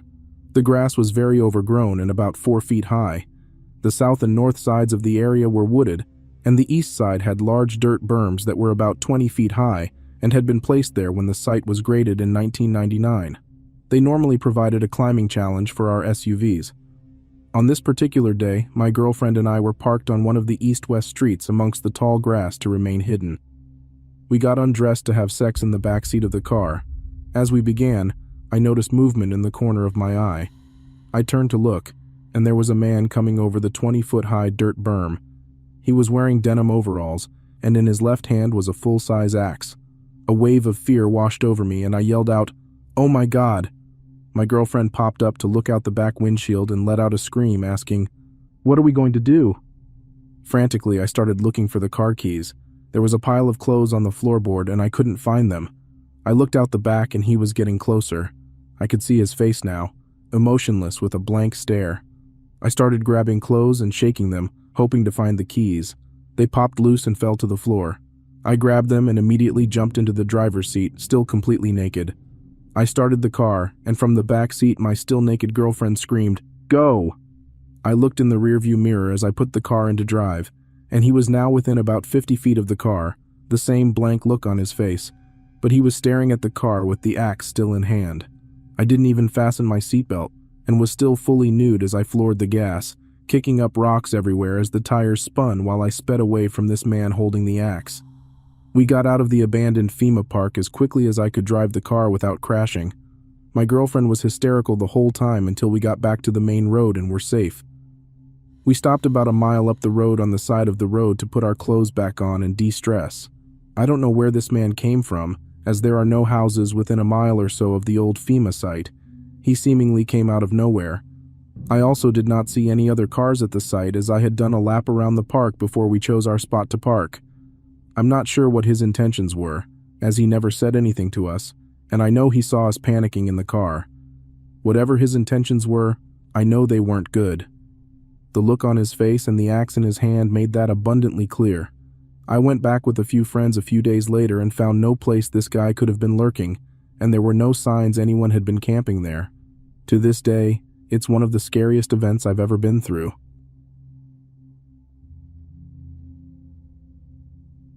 Deep in the middle of nowhere, America, in the early hours of March 3rd, 1980, a girl is born.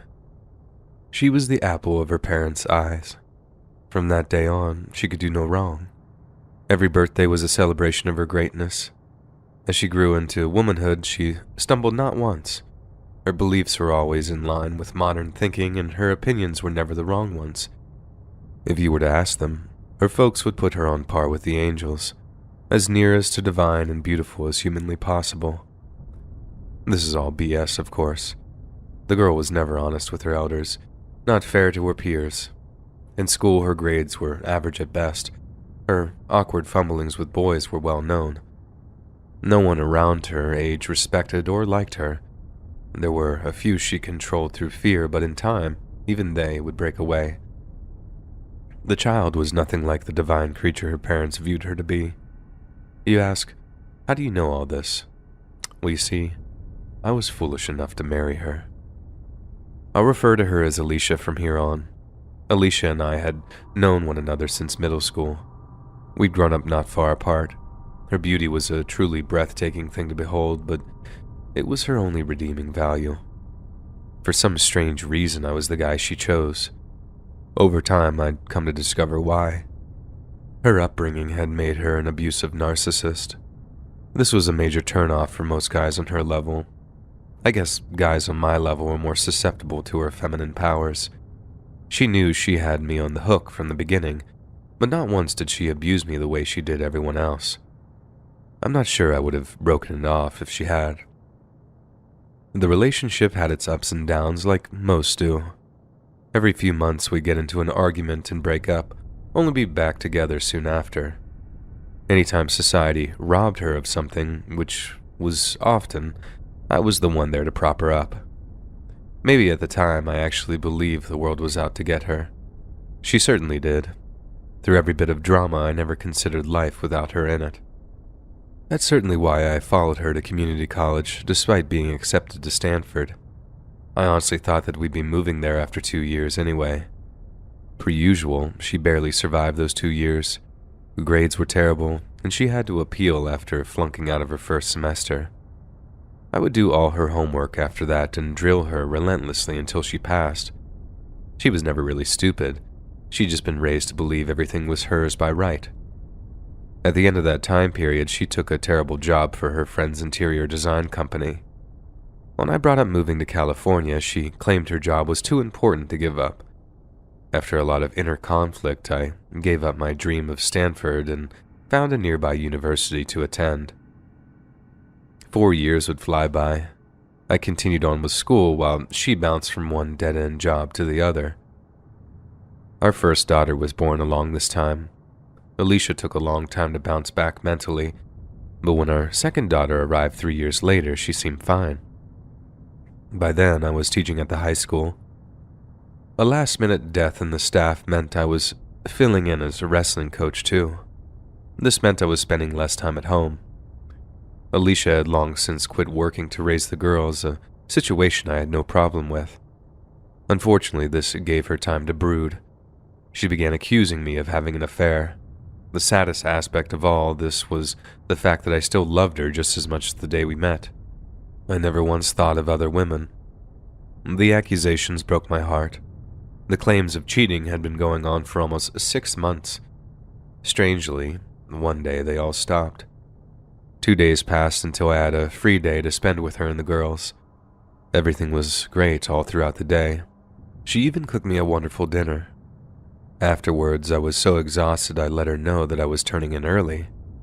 I expected this would make her mad, but she looked angry. I should have known things weren't right when she tucked me in. She'd never been the type to do that, not even for the kids. It didn't set off any alarms at the time, though, and soon I was sound asleep. At some point, I was awakened by a sharp pain in my chest. I fought to wake up. I also noticed a pounding sensation.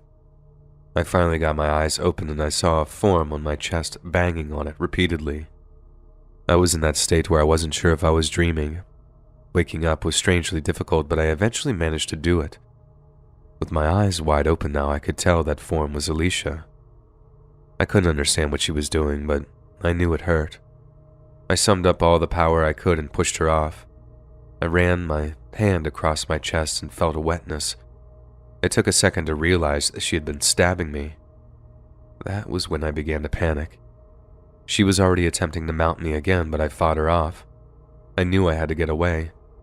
My legs felt like I was running through the mud, and I didn't know why. I did make it to the door before she jumped on my back and renewed her attack. My survival instincts had kicked in now, and I slung her to the floor, but she sprung back at me. I impulsively struck her twice across the chin, which knocked her out cold. I'm still amazed at what I did. It was something I know I couldn't have done in any other circumstance. This gave me a chance to get a phone and call for help. Our oldest had been awakened by all the noise. She noticed the blood all over me and began to cry. I covered it up by saying I'd spilled ketchup on myself, and I'm not sure she bought it, but she did go back to bed when I asked her to. By now, I could hear Alicia trying to escape from the bedroom. I was in no condition to stop her. I now know she had drugged me. I ran into the hall bathroom and locked myself in. Only now did the blood loss begin to affect me. The dispatcher did her best to keep me awake, bless her heart, but within a few minutes, everything went black. When I regained consciousness the following day, the pain was agonizing. My yelling alerted a nurse who came in and adjusted my IV. Not much happened for a few days. I remember short spurts of consciousness, but not much more. On the fourth day, I awoke on my own, still uncomfortable but feeling better. A nurse arrived and let me know which buttons did what. She left and returned a little while later with breakfast. It was the first time in my life I'd ever had grits. I was so hungry I devoured everything. After lunch is when the cops showed up. I certainly wasn't expecting what I'd heard. It turned out that Alicia tried to rush the responding officers with a knife and they shot her. She had survived and was recuperating just down the hall. And on a positive note, my girls were staying with my mom. I thank her to this day for having the presence of mind not to bring them to me.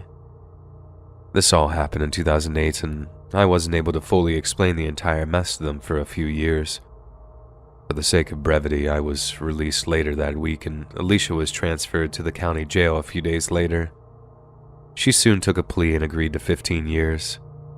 With all that resolved, I tried to focus on my daughters. I've been fortunate enough to have two supportive parents who've helped me out a lot. Sacrificing my teaching job was something of a disappointment, but administration gave me a regular 9-to-5 arrangement. My oldest is nearing graduation and her sister isn't far behind. I'm amazed at how well they've handled everything, especially growing up into womanhood without a mother. Alicia reached out to them once or twice, but they refused the invitation. I've never bad to talk to her around them, even after what she did. The choice had always been left up to them. At the end of the day, I think Alicia is the one who suffered the most from all of this. Listen, I'm not making her a victim. She was 100% responsible for her actions, but I know for a fact being away from her daughters was torture. The wounds she received never fully healed. The few times I did speak to her, she made mention of her constant pain. Then, just as she was nearing the end of her sentence, she contracted COVID and passed away. It definitely wasn't an ending anyone deserves. Not even her.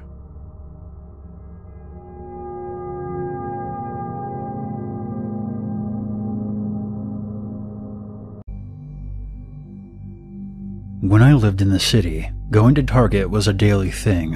One day I had to go find some pants to wear for a party, so I went to Target to see what they had and if I could find anything I liked. I noticed this guy walked in behind me, and every time I turned around, he happened to be there. So I thought it was just a coincidence, since we would always end up on the same aisle. I walked over to the makeup to look for some new foundation because mine was gone, and I just happened to turn around and he was standing right there. So at that point, I knew something was up. He wasn't holding anything, just standing around trying not to make eye contact with me every time I would look at him. I walked to the checkout, because I wasn't feeling comfortable anymore. I had this gut feeling that if I stayed in the store, something would end up happening. He then followed me to the checkout line. Nothing was in his hands, so he had nothing to pay for. He just stood there looking around. He was acting like I couldn't see him, or even feel him looking at me. It was as if he was trying to stare into my soul. I paid and grabbed my stuff, but instead of walking out of the store, since I didn't want him to follow me out to my car, I instead walked over to the other end of the store to use the bathroom. He didn't follow me to begin with, but when I walked out of the bathroom, he was standing right there in the men's section, looking at underwear and socks. Again, not holding a single thing. So I decided to walk around the store some more, just to see if he would follow me again, and he did. So I found the manager and pulled him to the side, and whispered to him that an older man had been following me around the store the whole time I was there, and that I've been walking around since I checked out, just trying to lose him. The manager told me that there had been prior kidnapping attempts related to sex trafficking, and something like this happened a couple of months ago. He told me that I was smart to stay in the store. He then called the police, and the guy left the store before they showed up. If you ever have a gut feeling, you should listen to it, because that day could have ended a whole lot worse for me.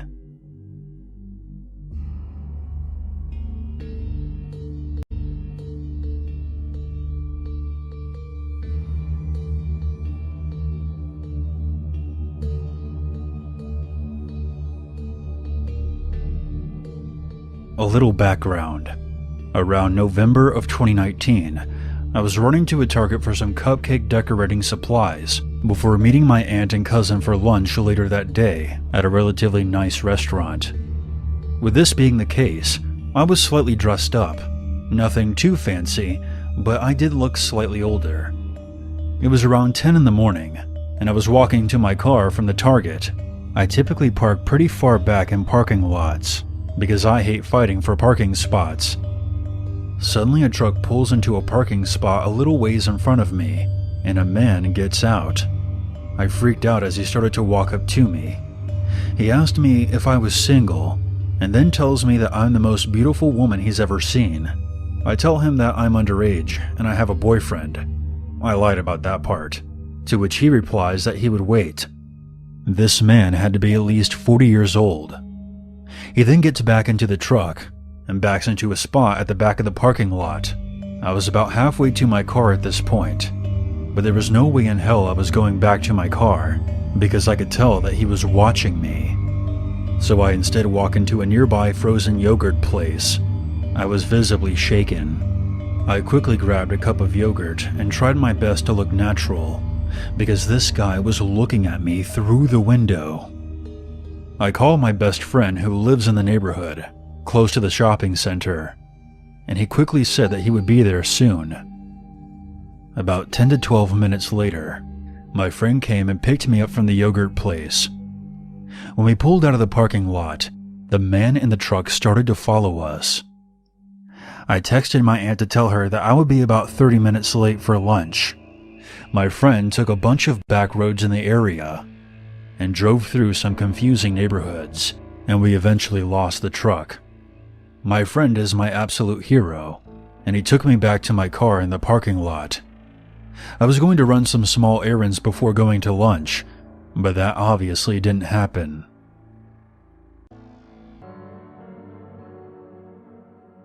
This incident just occurred a few hours ago, and it's still making my head spin. Forgive me if it seems kind of lengthy, but an awful lot was said. I'm an 18-year-old female. My mother, sister, and I were shopping in our local Target. As we strolled around, I recognized a girl named Stacy, who's also 18. I used to go to school with her. For reference, I dropped out of high school in my senior year, so I haven't been in my old high school or even seen anyone from there for about a year now. I simply glanced at her and kept moving, doubting that she even recognized me. A few minutes later, I'm on the complete opposite side of the store when I see this girl again. Like last time, our eyes awkwardly met, and I tried just to walk past her, but this time she actually said something. "Hey, didn't we play tennis together?" Stacy said with wide eyes and a painfully large smile. There was a girl standing next to her, but I didn't recognize her. I simply replied yes in response. I was never friends with this girl in school. In fact, I never talked to her or even liked her. That's when she introduced herself, as if I completely forgot who she was. She goes on to question if I still went to high school, to which I explained that I graduated a year early with online classes. The conversation started out normal. I thought we were simply catching up, due to the fact that I had been absent from school. I kept wanting to cut the conversation short, but Stacy kept prodding about what I was doing now, if I was in college, and what was college like, harmless questions. Then, the conversation took an unexpected twist. Stacy somehow weaseled the conversation into one about God and Christianity. For reference, I do consider myself to be a Christian, but not one of those hardcore ones who are constantly spewing Bible quotes at strangers. She asked me if I attend church, to which I respond with yes, and her smile grew even bigger. Her whole mantra about God sounded something like this: "Back in my high school days, I was always partying and having fun, but it was all fake, and no one knew I was actually pretty sad. That's when I found this church that showed me God's way and His undying love. He accepted me, and He'll accept you too. Now I'm always happy, for I have God on my side. At this church, God truly appears before your very eyes. He cured me of all my physical and mental ailments, like when I messed up my knee playing tennis." The whole time Stacy spoke, there was just a robotic tone about it, as if her words were memorized, practiced, and rehearsed. There was almost no genuine emotion in her, just wide eyes and her never-failing smile. Then her friend Ashley, who was in her late teens or early 20s, began her speech. Keep in mind, my mother and sister are just an aisle away, waiting on me. Ashley's speech went something like this: "For a while in life, I suffered with depression and suicide. I was always faking being happy until I found this church. This church truly opened my eyes and my heart. I no longer feel dead inside." This is when she hinted that maybe I felt dead inside too, and the only way to recover from it was to look to God. Ashley also used the word zombie to describe this dead feeling, and that's when I began to really think that there was something wrong with these girls. Ashley continued, "I don't think it's a mere coincidence that we ran into you. God led me to you. He wanted me to reveal to you the way. God put a vision in my mind of you opening a present, and that present is our Lord and Savior." She kept on ranting about how this was destiny, and that God put Stacy and Ashley in my path to reveal Himself to me. When Ashley mentioned depression and suicide, I couldn't help but believe her for a slight second. I have been struggling with depression for years, but I've kept it quiet. And with me being a believer in God, I was almost fooled into thinking that this was a sign from God, telling me to finally open up and get help. But when Ashley began to ramble about her church, that foolish hope dissipated quickly. Then the two moved the conversation about their church. They kept stating that it was not just a normal church, and that God Himself, in flesh and blood, came to them at that church. They informed me that God came to them to heal all their miseries and grief. Ashley then pulled out a business card, which had the church's email, a Bible quote, and her personal phone number. Before the anticipated departure, they kept saying how cool I am, and that they were glad to have met me. Then we finally parted ways. I remember my legs being extremely weak as I walked away. That was when it clicked in my mind. Are they a part of some kind of cult? Their mannerisms and behavior seemed too scripted to be real. That's when my sister found me and answered my suspicions. Apparently, before I had to endure that 10-minute chat with Stacy and Ashley, my sister overheard the girls having the same conversation with someone else on the opposite side of the store. So this was all scripted, and it was their way of luring and persuading strangers to join their church. I realize now how they do it too. To reel me into their discussion, they talked about my absence from school and my experience in college. To reel in the other girl they talked with, they started off by complimenting her outfit and inquiring about her artistic hobbies.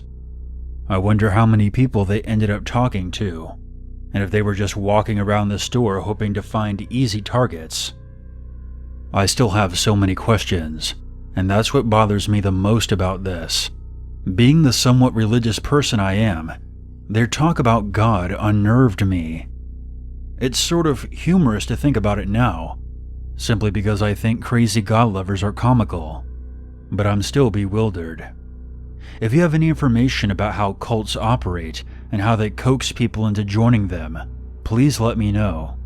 Does this incident sound like cult members trying to spread their message, or harmless teenage girls simply spreading their love of God?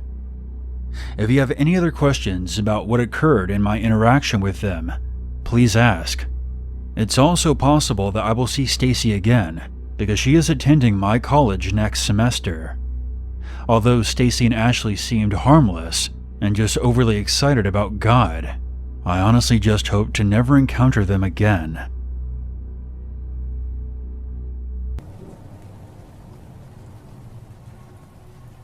This happened to my best friend around 2 years ago, who I'll call Sarah for privacy reasons.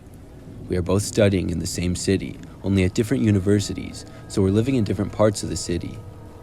One day, while Sarah was studying for her exams, she realized that there was no food in the fridge, so she decided to go out for a walk and do some grocery shopping. There was a fairly large and well-supplied supermarket close to her apartment complex, where she stopped by for some fruits, yogurt, and noodles. She spent around 15 minutes in the supermarket, only to be greeted by a complete stranger outside who started having a small talk with her. He acted like they knew each other, although Sarah is positive that she had never seen him before. Overall, my best friend is a very polite and tolerant person, but also very cautious of strangers. She described him as a short, overweight guy with a goatee and a wide, odd grin on his face. On the other hand, my best friend is tall, and she seems like a girl you would not mess with. She noticed that his fingers were somehow twitching while he spoke, indicating that he was nervous. The guy was at least 35 years old, and my best friend was 23 at the time. Immediately, she realized that something was wrong with this guy. First, he greeted her by saying he had spotted her in the area a few times, and then proceeded to ask her on a coffee date at a nearby cafe. Sarah was just standing there speechless, and politely declined him, saying she wasn't interested. It made him really mad, so he kept insisting that she go with him. When she refused again, he angrily told her that they would see each other again soon, calling her by her real name. She was absolutely dumbfounded by this, wondering how on earth this creep had found out her real name. She had no clue who this guy was. He didn't seem like a university student at all, but rather a construction worker, judging by the clothes that he was wearing. A bunch of questions came to her mind. She was afraid that she may have been stalked by him, so she threatened to call the police if he didn't just give up on his advances and leave her alone. Obviously, my best friend wasn't in the least interested in this creep, but if you think her story ends here, then you're wrong. The next thing she did was part ways with him. He stood in the same spot for a moment, and then, as she said, hopped into his car and started following her for a few blocks down the street in a dark-colored car with tinted windows. When Sarah realized this, she got even more scared, so she had to take some lesser-known routes in order to get to her apartment complex safely. The sun was just starting to set at this point. After some shortcuts, she managed to arrive back safely before dark, but she was left feeling paranoid from the whole incident, wondering whether he knew where her apartment was. She never reported the incident to the police, although she vividly remembered his facial features and overall appearance. Fortunately, nothing ever happened after this, and she has not seen the guy since. I really hope it stays that way. My advice for everyone is to stay safe out there, because sadly, there are a lot of narcissistic people who just can't take no for an answer. So I just got back from the store, and I've got to tell you about this experience I just had. It may not be as scary as some of the other encounters, but it still gives me the chills. Let me start this story off by saying that this morning I wasn't in the best of moods. I had to work the graveyard shift last night, and I woke up after only 4 hours of sleep with my back absolutely killing me. I couldn't get back to sleep, so I decided to run a few errands since I was now wide awake. I needed to get a haircut while I was out as well. My sister works at a salon that is right next to a Target. So after I got my sister to mow my scalp, for free by the way, I popped over to Target to grab a couple of items before heading home.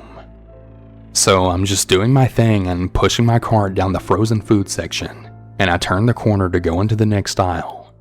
When I did, there was a middle-aged lady that was pushing her cart heading in the opposite direction.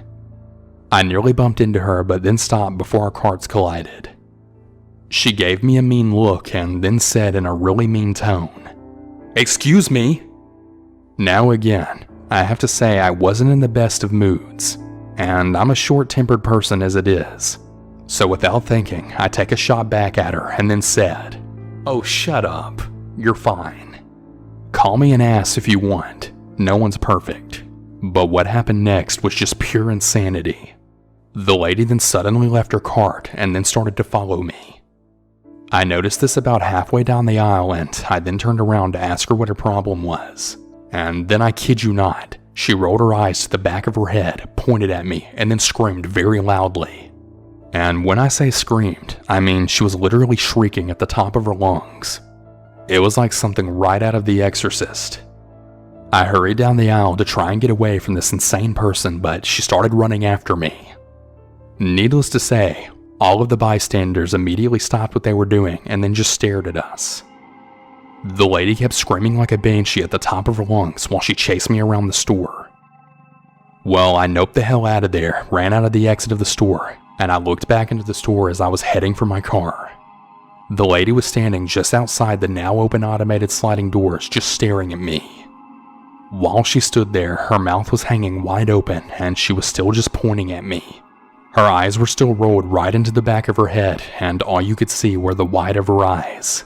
She suddenly turned around, then quickly walked back into the store. I decided to pick up my stuff at Walmart that was just down the street instead. All I could think though the entire drive home was, what the hell was that? That was insane. So to the creepy screaming, possibly possessed banshee lady, I mean, perhaps I shouldn't have been so rude to you, but you still have more than one screw loose in your noggin, and you really need help. But anyways, I definitely hope to never encounter you in the future.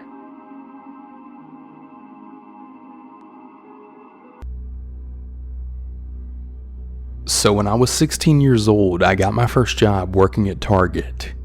Most of what I would do is just walk around the store tidying up and just stocking up shelves. Pretty easy job. One day I was stocking up food when a guy comes up to me to ask where a product was. I told him and I offered to show him where it was, so I walked him over and then started to leave. He was like, "Hey, wait!" And assuming he needed more help, I went back over to him and then he immediately started grilling me with questions. How old are you? What ethnicity are you? Where do you live? Do you always work here? And then to my dismay, when do you get off work today? he had a really creepy and unsettling smile, and he was vaguely cross-eyed, which in this weird situation just totally added to his creepy vibe. I just told him that I didn't know when I would get off work and deflected most of his other questions and then walked away. A couple of days later, he appeared in the store yet again and found me. I was really scared when I saw him, and he asked me again when I get off work and what I was doing after work. Again, I said I didn't know and started to walk away again. But then he started following me and then started telling me that I was so beautiful, just like his wife. Yeah, it was getting weird and I was getting really uncomfortable. So I tried to find a coworker and try to talk to him to get him away from me, or at least have someone else to witness his weirdness.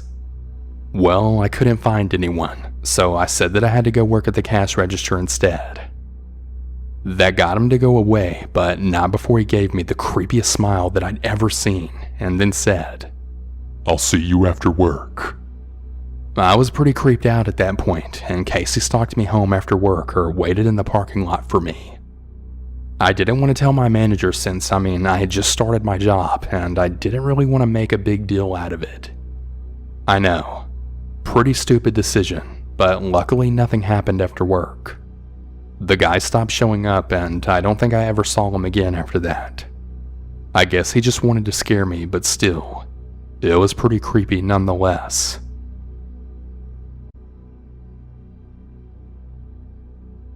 I'm a short, medium-sized girl. One day around the time that I was 8 months pregnant, I decided to make a trip out to Target to buy some things. I'm a very cautious person, constantly looking at my surroundings with mild paranoia, which was mostly inherited from my mom, who raised 3 kids all on her own, so she was always on guard. I got out of my new car, which I parked a little far from the store entrance, for 2 reasons. I didn't want to get any dents from the other drivers, and I tried to get as much exercise as possible since I was pregnant. As I'm walking, I notice a huge red truck with 3 men inside of it with the windows down. I assumed that they were just waiting for someone inside the store, but something creeped up my neck when I then made eye contact with the driver.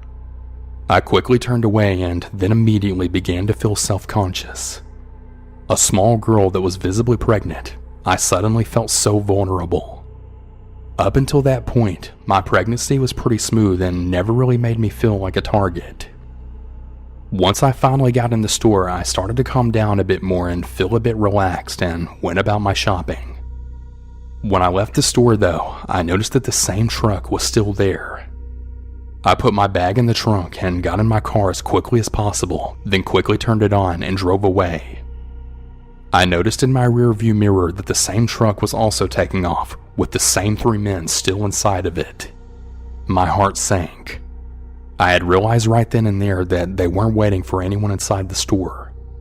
I got into the lane that can only make a left turn, and they were in a lane that can only go straight a few cars behind me. I thought, great, we're not going in the same direction. I was just being paranoid. As I passed the light, now turning, I see the red truck then switch the lane that I was in to turn left. I then sped up to catch the next light turning yellow to put as much distance between them and me. I drove a little faster than usual, but that's when I realized that even if I made it home, they could still follow me there and I would be going home to an empty house. So instead, I decided to drive past my street right to a shopping center that had a Starbucks. The drive-thru wraps around the building, so you're not going to be visible to the main road which I was driving in. I get into the drive-thru and I notice the red truck was going on the road that I just left. They drive past the Starbucks and I think, good, I'm in the clear now. As I'm still in the drive-thru, I then see the truck pass by again in the opposite direction, almost as if they're looking for me. I wait in the drive-thru for all of the other cars to leave, and I decide to call my sister and tell her I'm heading to her place. I didn't want to go home alone, and my boyfriend wouldn't be home for several hours. As I'm driving to my sister's house, which is about 25 minutes away, my mind just begins to wonder if they had ever caught up to me or what could have happened if these men were following me. Any possible danger that could have happened to me or my baby made me so paranoid that I didn't even leave my house for the remainder of my pregnancy. By the time I got to my sister's, I was absolutely shaking over it. I had told my sister all of the details and everything that happened. I never did see the men again or their red truck, and I'd really like to keep it that way. I had a seasonal job at Target last year. Every year they bring in new people during the seasonal times to help with all of the chaos of the spending season. It's pretty standard. Just about everyone was doing this. It just happened by chance that I was doing it at Target. I think it's actually funny. I don't think I've ever actually been to Target until that job. But anyway, it was actually a night shift position. I would come in and start working at around 4 a.m., and that was one of the crucial times to get stocked up on stuff for the big shopping rush that day. Now, the way we did it was we would get a shipment off of a truck, and all the supplies would go into the back. We did that as fast as possible so the truck driver could get on with his next stop. Those guys were always in a rush, and once we got the stuff in the back, it was up to our team to get it all organized and stocked. And that was all fine and dandy, pretty standard procedure. Now, there was normally a good number of people who worked this shift with me, normally between 4 and 5 of us, with the managers somewhere else doing whatever else managers do, but here was the situation. The layout of the store was a little weird. We had so much room in the warehouse area for all the supplies, but sometimes it would be too much, like drastically overflowing. And we had this other room to put some of the stuff we just couldn't fit anywhere else. It was a weird situation because that overflow room was not very big. I think it used to be someone's office. I don't know what happened there, and I don't really care either. That was the job. It was a true nightmare to organize the stuff in that overflow room. It was a really tight working space because it would normally be 2 people in there doing that and the rest of the team would be outside. This room was kind of secluded as well. It was just kind of out of the way and didn't make sense to be a storage spot. Again, not my decision, just what I was told to do. It was one of these early mornings that I had to work in that overflow room with a guy I didn't know that well. He never said very much and he looked a little sketchy. I'd actually seen him walk off the premises a few times after getting a text message. That was really weird. It was never for very long either. It was like he got a text message and went outside to take a smoke break or something. No one ever said anything though, so he just continued to do it. Honestly, none of us really cared that much. I didn't mention we came in at 4 a.m, right? Well, this one morning that we were working in the overflow room, something a little strange happened. He got a text message and went outside like usual. I asked him where he was going, and he just said he'll be right back. He left before I could say anything else, but I noticed he dropped something as he went out. It fell on the floor, and I went over to pick it up. I could tell you exactly what it was, but it looked like a clear Ziploc bag of herbs. Honestly, they probably weren't herbs at all, but being really tired and overworked, I assumed he was a gardener and he was carrying his herbs around. I know how stupid it sounds. I have a lot of friends that are really into gardening, and I guess I just assumed the best case scenario. When he came back, he seemed like he was in a rush. He was looking around frantically. I told him he dropped his herbs. I pointed to them on a table in the room, and that was when he got really aggressive with me. He asked me if I thought it was funny, and that was when it dawned on me that he wasn't walking around with lavender in his pocket all day. It also dawned on me that he was probably selling while he was working this shift. That would explain why he would randomly go outside every once in a while. He threatened to kill me if I said anything to anyone, and I was honestly scared to death. I didn't know what to do. Looking back, I probably should have told my manager and called the police right then, but I never really had to deal with anyone that was a criminal or anything of that sort. Of course, I didn't say anything to anyone, but now every time that I saw him, he gave me a weird look. We'll just call him David for anonymity's sake. And that wasn't his real name, but it'll work. Over the next 2 or 3 weeks, I started to observe David a little more closely. I paid a lot more attention to what he was doing and what he was looking at and how he was behaving. And after that time, I realized a few things about him. Firstly, he was definitely a drug user himself. I couldn't tell you what, but my guess is that it was something pretty hardcore. He would talk to himself like a crazy guy once in a while, and other times he would just completely zone out like he was in a different planet. The other thing that I noticed about him was that he was very unstable. Sometimes he would get really upset over very minor stuff. There was one time he screamed at the top of his lungs because his shoe was untied, and other ridiculous things like that. Now, while all of this was going on, I was still living my life. I still went for runs at the local park, and I made YouTube videos in my free time, just for fun. I tried to forget about the whole situation with David. That was until I saw David at the park where I always ran. He was sitting on the bench staring at me dead on. I stopped mid-step.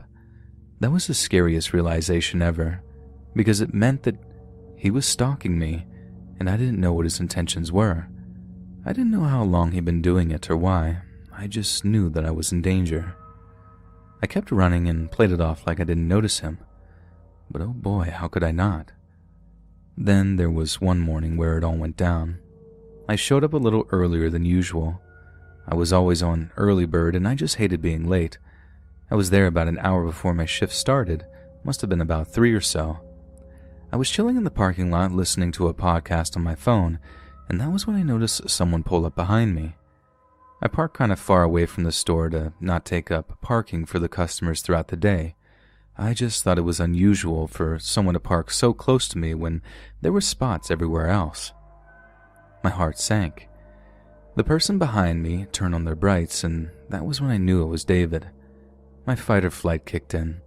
I turned my car off and sprinted to the store as fast as I possibly could. I knew the employee would be open and I would be able to get to safety there.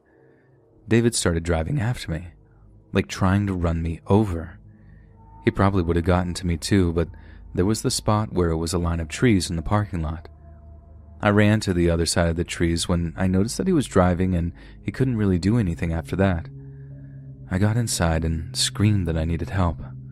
Surprisingly enough, my manager was there.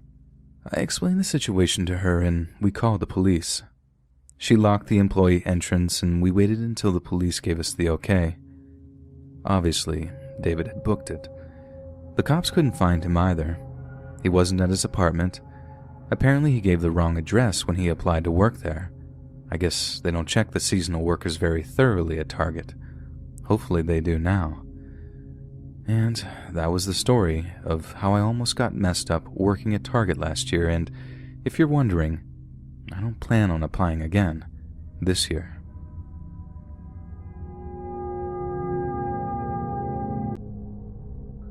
I used to work at a 7-Eleven here in the United States, and the scariest thing that ever happened to me there was also the single most terrifying thing that's ever happened to me in my life.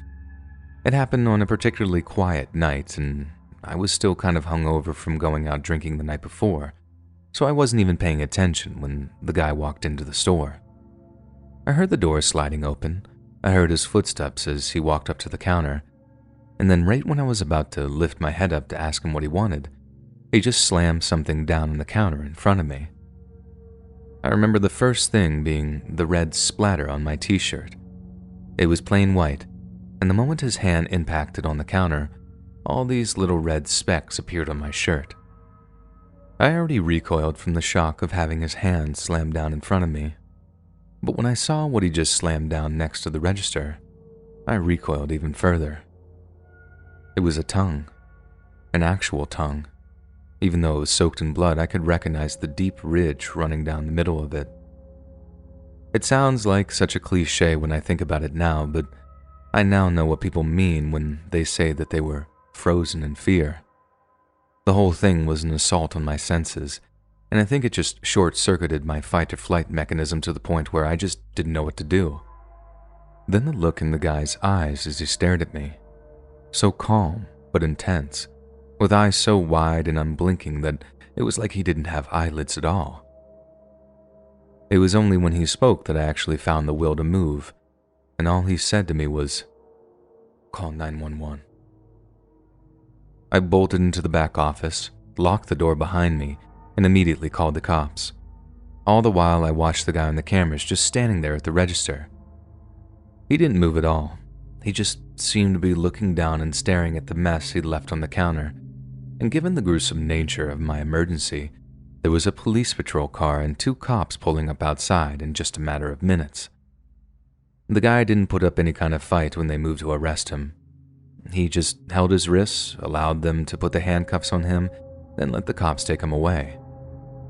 Once he was safely out of the store, I walked out of the office, trying not to look at what was on the counter, then told the cops everything I knew. It obviously wasn't all that much, but as I was talking to them, I noticed a few more police surrounding a car in the parking lot that still had the door open. I called the store manager from the McDonald's across the street, telling him that the cops had to close the store because it was an active crime scene. They rushed down to see what was going on, even though it was their day off, and after telling them what had happened, I went home to decompress. From what I heard later, the guy had gotten into an argument with his wife while out driving somewhere. Then at some point, he'd snapped, pulled up into a parking lot, stabbed her to death, then cut her tongue out. Then, for some reason, he picked our 7-Eleven to walk into to slam the tongue he'd cut out of her mouth down onto the countertop. I was allowed to take a little bit of time off of work after the whole thing, as I just couldn't face going back there so soon. Even when I did go back, I was on edge the whole time for my first couple of shifts, and I just couldn't seem to shake the image of that bloody tongue just lying on the countertop right in front of me. The thing I just can't seem to shake is that it wasn't enough for the guy to actually stab and kill his own wife. He had to reach into her mouth afterwards and cut her tongue out. How completely insane with fury does a person have to be to do that? Like, what could possibly possess someone to do something so horrifying to their own spouse? The guy didn't look like a monster either. He didn't look evil or deranged.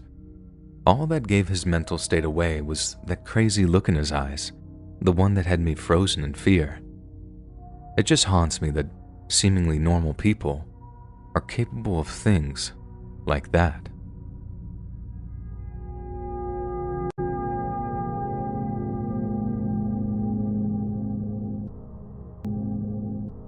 I work at a 7-Eleven part-time in between classes, and earlier this year, we got a little rush of customers in the early afternoon one time.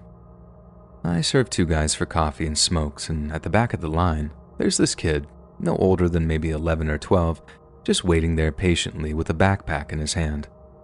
I actually thought that he looked kind of cute, like a little gentleman out doing some grocery shopping for his mom or something. He gets to the front of the line and I ask him, "What can I help you with, sir?" in a kind of jokey, playful way. Without a hint of emotion on his face, he just reaches into his backpack, pulls out a gun, and says, "Give me all the money." When he pointed it at me, I wasn't sure if it was real or not, because where the hell would a 12-year-old kid get their hands on a loaded gun like that? It's not like the 7-Eleven I work at is in some high-crime area or whatever. It's actually located in a pretty nice place, and although I've heard 1 or 2 stories from coworkers about the trouble at the store, nothing had ever happened to me personally. There was one other guy in the store at the time, and I looked over at him to see him kind of smiling at the kid. Smiling and frowning, like he was amused but disapproved of the kid playing some dumb childish prank. I don't know guns, but I figured this guy did, so I tried calling this kid's bluff and asked him something like, "You shouldn't point toys like that, sweetie. The cops might think it's real." The kid responds by cocking the gun, and it has this real metallic sound that sends this kind of shock of fear running through me. I didn't know of any toy guns that made such a realistic sound, and as if to illustrate that he wasn't joking around, the kid pointed the gun in the air and actually fired a shot that went right over my head. After my ears got done ringing, and I came to, I heard "Give me all the money" in the same monotone, emotionless way, and I didn't hesitate in doing what he asked. I put as much cash as I could onto the countertop, then watched him fill his backpack with it before he just walked out of the store.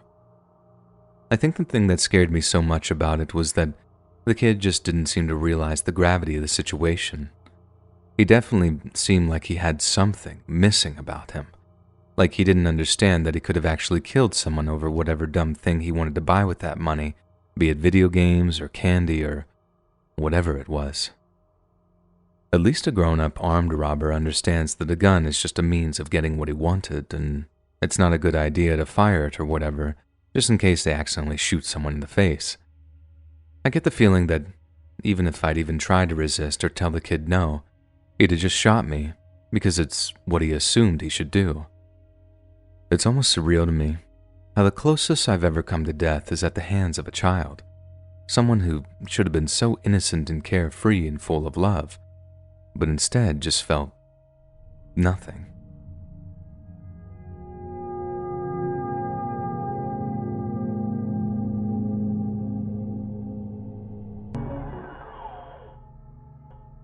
We're going back almost 10 years ago now, but one morning I dropped my son off at school and then drove over to a nearby 7-Eleven with my infant daughter. It was pretty early in the morning, so there were only 1 or 2 other customers, and one of them was this older-looking guy with a walker who was slowly making his way around the store. I didn't pay him too much attention other than feeling kind of sorry for him. Then I picked up the few items I needed, then headed out to my car. Right as I'm putting my daughter in her car seat, I hear a voice behind me. I turn, and it's the old man with the walker, only there's something weirdly different about him than when I saw him in the 7-Eleven.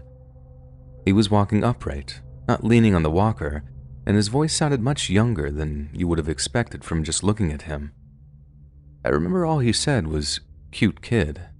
Then as I turned around, I only got the slightest look at the guy and his brand new posture before he slammed the walker into the back of my legs. The force made my knees buckle, and I almost fell right on top of my young daughter. I'm not exactly the tallest woman in the world, so the height reduction from my knees buckling had me falling forward into my open car door, and I had really tried not to crush her as I fell. I honestly thought that he was trying to get me, which was bad enough, but when he grabbed me by the hair and started to drag me up and off of my daughter, I realized he was trying to get to her instead.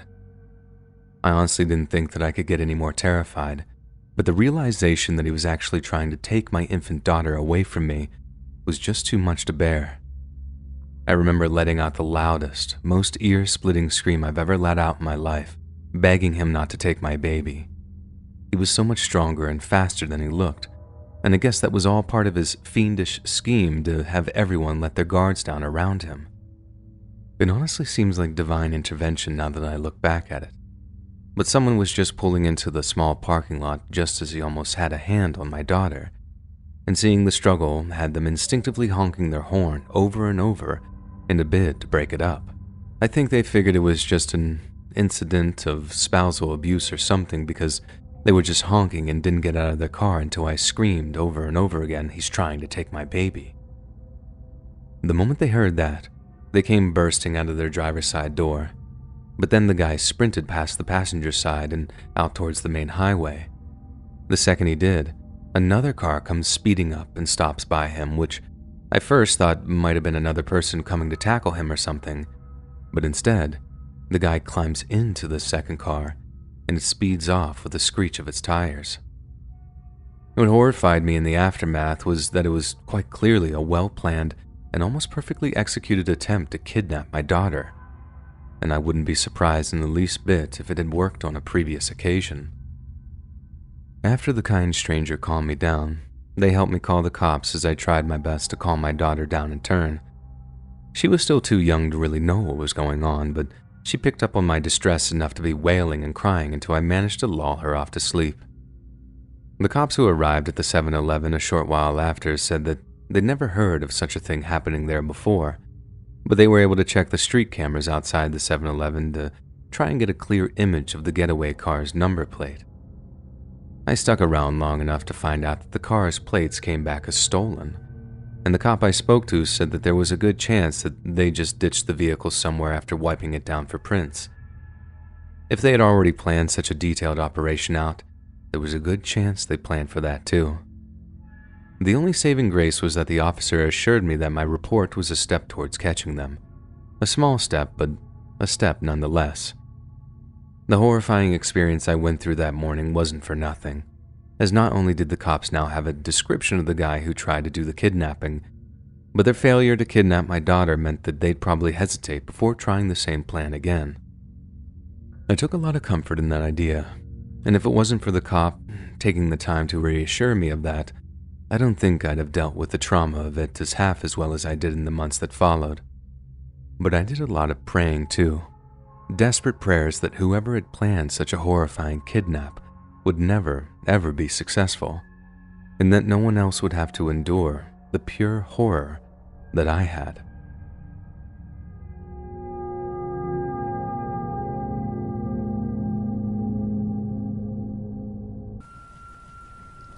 During a time when I was done with college and wasn't able to find a job right away, I took a job at a 7-Eleven because I needed money. I worked mostly late night and overnight shifts. What I liked about this was that there wasn't many people that came in, and I would have a lot of free time by myself to play on my phone or listen to podcasts. I was always a night owl, but I didn't really like staying up all night when I would have to work those hours.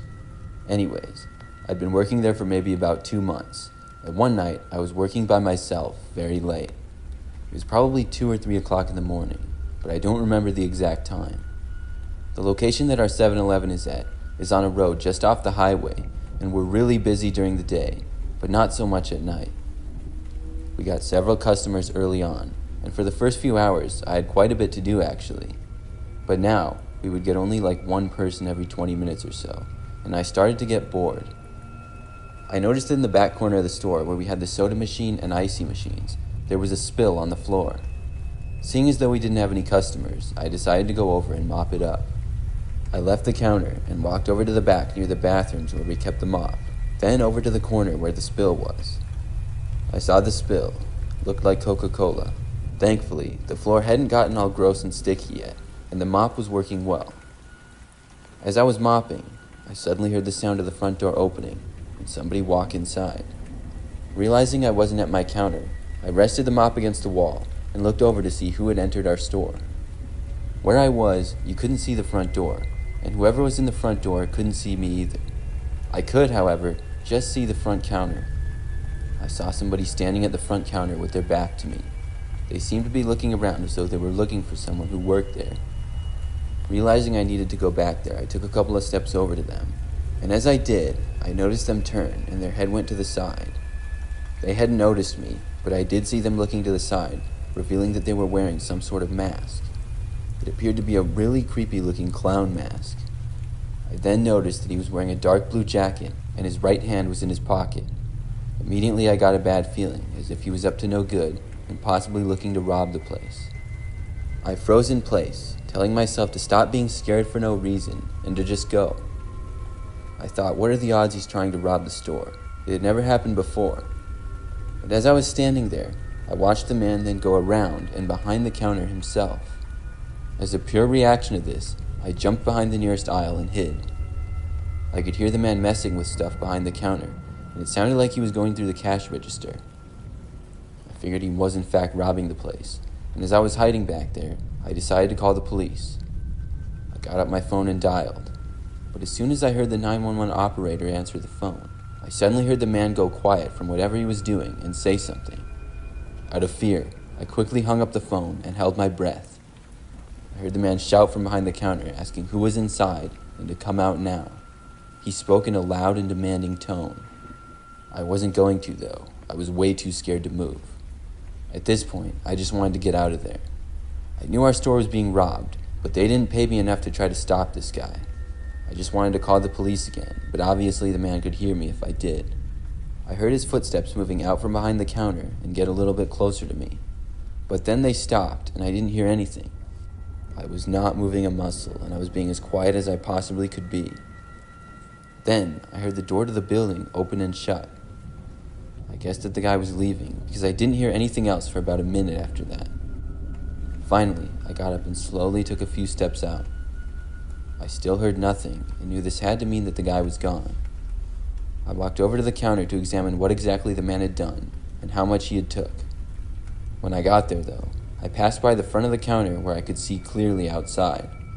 I saw that the man was standing right in front of the door looking inside with his creepy clown mask still on. I jumped back when I saw this, and the man started to walk inside. I ran back towards the end of the store where I had hid before, and I heard the man come in and shout at me to come out and stop hiding like a baby. His footsteps were fast approaching mine, and I knew I probably wouldn't be able to hide from him this time. I was ducking down and quietly moving through aisles to try to hide from the man. This continued for probably a minute, and I knew I couldn't keep this up for much longer. I could hear where the man was, but suddenly, I heard the man yell a curse word, and then run back to the front and leave the building again. I was confused, but this time decided to stay hiding. Out of curiosity, though, I took a quick peek outside. This time, I saw a police car in the parking lot, and it turned its flashing lights on as I saw another car starting to drive away. I stayed hidden until I saw the police stopping the man, and I knew it was safe. I guess my call to the police had gone through, even though I hadn't been able to speak with them. Luckily, the man was caught, and after this night, I decided I didn't want to work overnights again. I still worked there for another few months, even working late shifts, but didn't have to work by myself again.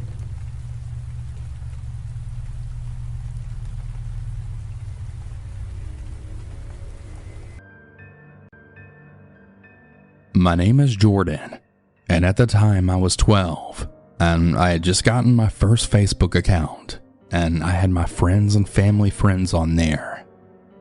My mom and I had just finished shopping at our local Walmart, and we were headed to our car. This time, which was unusual, we parked near the back of the parking lot. As we left the building, I glanced over to the side, and I saw a particularly tan and skinny guy. He was wearing one of those neon green Nike shirts with black pants. His hair was messed up and shiny, and he was smoking a cigarette. We finally made it to our car and started unloading. Side note, my mom is very religious. She always wants to see the sunny side of situations, and that nobody can be that dangerous. We started loading our car with groceries when the man was suddenly behind us. He was especially close to my mom's purse. Maybe he's just a druggie wanting money? He grabs some groceries and starts handing them to us. He then says, "Oh, I'm just here to help, you know?" Which was weird because he wasn't even wearing anything that said he was an employee. After he helps with the groceries, he's now right behind me, extremely close. My mom said something to me which mentioned my name, and the man goes, "Jordan? That's a very pretty name. Here you go, Jordan." He hands me a half-eaten candy bar. I take it after shooting my mom a glance with the "what the heck" kind of look. She doesn't see a problem. "Where are you two ladies headed?" he asks. My mom replies, but I didn't want to hear what she said. But I got in the car and immediately threw the candy away. I told her that was weird and uncomfortable, and she pretty much blows me off, just saying he was being nice. Something didn't feel right though. It gave me chills in my core. We made it home, which I immediately noticed a beat-up truck slowing around the corner of the street and slowly going by. We went on with our day, and it was about 3 to 4 days later that I then received a message on Facebook from an account with a male profile picture. I was new to Facebook, and I wasn't sure how to set it up or how to manage who could message me. It didn't look like the guy, but the message was implied that it was. "Hi, Jordan. This is Mike from Walmart." I very obviously didn't respond because I knew it was creepy enough. My mistake was not telling my parents. See, my parents have sheltered me from the internet for my whole life. If they found out I was ever in danger online, they'd take away my electronics and I'd have to go back to having all of my devices monitored with no freedom. So I didn't reply. An hour or two goes by and I start receiving calls, and even more calls. I had to silence my Facebook notifications. It all started at, "Why are you ignoring me?" to, "I'm going to kill you," until he finally stopped. It was scary, but I assume people online threatened anything they could. Fast forward a month or so, and I then get an email. "Hi, Jordan. It's me, Mike again. How are you?" I don't reply. It goes on again for another week, email after email. Each one got a little meaner. The last email I remember was the worst. It was basically him confessing his love for me, telling me how beautiful he thought I was, and how I wasn't weird, and that he loved me. As the email continued, it got more and more disgusting and graphic. The end telling me how he wants to sexually assault me and slice my throat. I was terrified and also disgusted. I didn't tell my mom, which I really wish I did. I'm still so mad with myself that I didn't speak about it. I'd always thought I could be different from all the other girls if I was ever put into a situation like that. I told myself I wouldn't ever let anyone silence me, but I was really scared I'd be in trouble. I reported and deleted all of the emails and the pictures of them from my phone, which I was really stupid to do. Only the next day, I get another email from a different account. All it said was, "I'm going to find your house and kill you." I stayed up all night for 4 nights straight. Another few days go by, and it's almost time for bed, and I step outside to let my miniature husky do her business.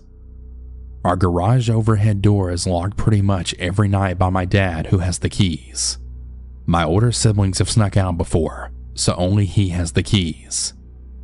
He told me to close the garage door when I came in and that he'd lock it before he went to bed. Thank God I locked the garage side door. After my husky's done, I call her in and I then close the garage overhead door. It was heavy, so it's not like wind could pull it up. As I go to close it, I see the same red beat-up truck that came by months ago. I can still remember waking up to a banging noise on one of the downstairs doors. I looked at my phone and memorized the time, 4:37 a.m. The banging and rattling of the downstairs doors went on for what seemed like an hour, but it was only about 10 to 15 minutes. I didn't sleep for a while. Maybe it was a coincidence and some high guy stumbled to our house. I don't know. The next morning, my mom walked outside and she found our garage overhead door was wide open. I guess she didn't hear the banging or the door rattling. My room was upstairs right over the garage, while my parents' room was at the other end of the house. I know I closed that garage door. I can't help but think that it was him that night. My parents still don't know about what happened.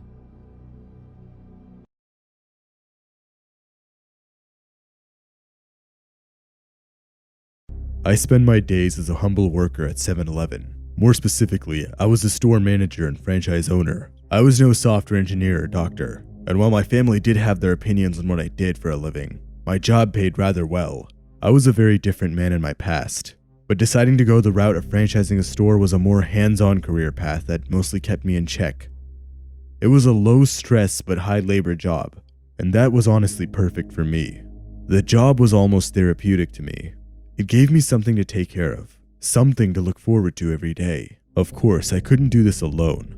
Working with me in my daytime shifts were workers Molly and Adam. Molly and Adam were young. They were working there to pay off their college tuition. We all considered ourselves like a family to each other. Molly, Adam, and I grew super close to each other in our time working there. They were like the kids I never had, and this naturally made me a little protective over them. We would always encounter weird or upset customers, and it was usually me who had to stand up for them. I didn't want anything to happen to them. They were so young. Nothing bad had happened to Molly or Adam yet, and I was grateful for that. But one early morning, that changed. It was a Tuesday morning. I want to say the incident occurred around 9 a.m. The sun was out and things seemed to be going normal. This time of day was always peaceful. There was usually never any problems. Eventually, a blue sedan pulled into the parking lot. Inside of the car was a rather average-looking middle-aged man. He stepped out of the car and started filling it with gas. While the pump was going, he then proceeded to the front of the store. As per their training, Molly and Adam greeted him. The man just nodded and started walking around the aisles. He then looped back around the store, approached Molly, and started flirting with her. Molly was visibly uncomfortable, and while I wanted to go to the back of the store and do my inventory logging, I couldn't do this, not with the man hitting on Molly like that. Adam, however, told me that he could handle the man if he started acting any weirder, and naturally, I trusted him. I reluctantly stepped in the back room and started counting down and logging all the items that were there. While I was doing this, however, I kept looking back towards the man to see what he was doing. It seemed like the man was looking back at me as well. This was odd for a number of reasons.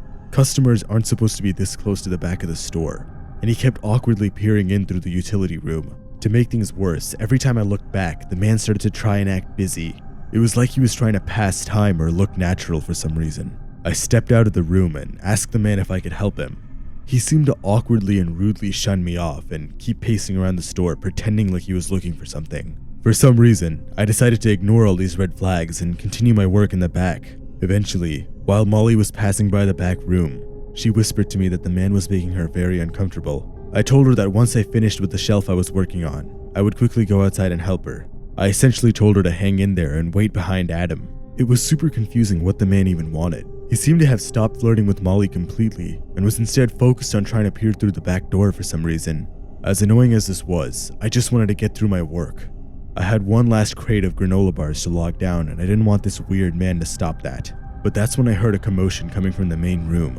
"Excuse me, sir, you're not allowed to be back there. What are you trying to pull off?" "Call the police, Adam," I heard Molly exclaim right after that. I quickly ran out of the storage room to see what was happening and saw the commotion. The man in the blue car was trying to pull something off. I saw Molly in shock and fear in the corner, and Adam with his fists up standing right in front of her. "Hey, what do you think you're doing?" I asked the man. Whoa, what kind of place is this? What's even back there? What are you guys hiding?" "Get out of here, the sign clearly says employees only." "You expect me to just sit here and let you get away with this? No way in hell." We were all in complete shock. Adam tried to calm the man down, however. Sir, we don't need to get violent, okay? You can just calm down and we don't have to— I don't want to hear another word from you psychos. The man snapped back at Adam. Molly started to cry. She was ready to dart out the store. The man then started reaching for his pocket. We had no idea what he was going to pull out. I tackled the man in the back of the shop and screamed at Adam and Molly to just head away and call the police. A few more minutes of us rustling in the utility room occurred. I managed to headlock the man, but he just kept hitting me off. After a few more minutes of us rustling and fighting in the back, the cops eventually got there. But sadly, they couldn't find him on the scene. We got the man's face on security camera, and his car was still at the pumps. We had both his face and his license plate on camera. Despite all this, the police just left. They couldn't find any sign of him, and they assumed that he just ran out through one of the other back doors. As the cops left, I made sure to dump the man's body right next to the first. As I mentioned before, I was a different man in my past. This job really changed me. It seemed like the man in the blue car clearly noticed the other body I had. Normally it's pretty well hidden. Not even Molly or Adam could find it. But I guess one of the legs must have been sticking out or something like that while I was moving stuff around. I re-looked at the security footage to make sure there was no evidence left behind. It seemed like the man wasn't reaching for a gun or a knife. He was reaching for his phone to call the police. I really didn't want it to be this way, but he knew my secret. The man was now part of my collection. Molly and Adam still have no idea what happened, and you bet I'm planning to keep it that way. They can't find out anything about my past. If they did, they'd be shattered. For now, my secret remains safe from the public eye, and I will ensure no one remembers that day.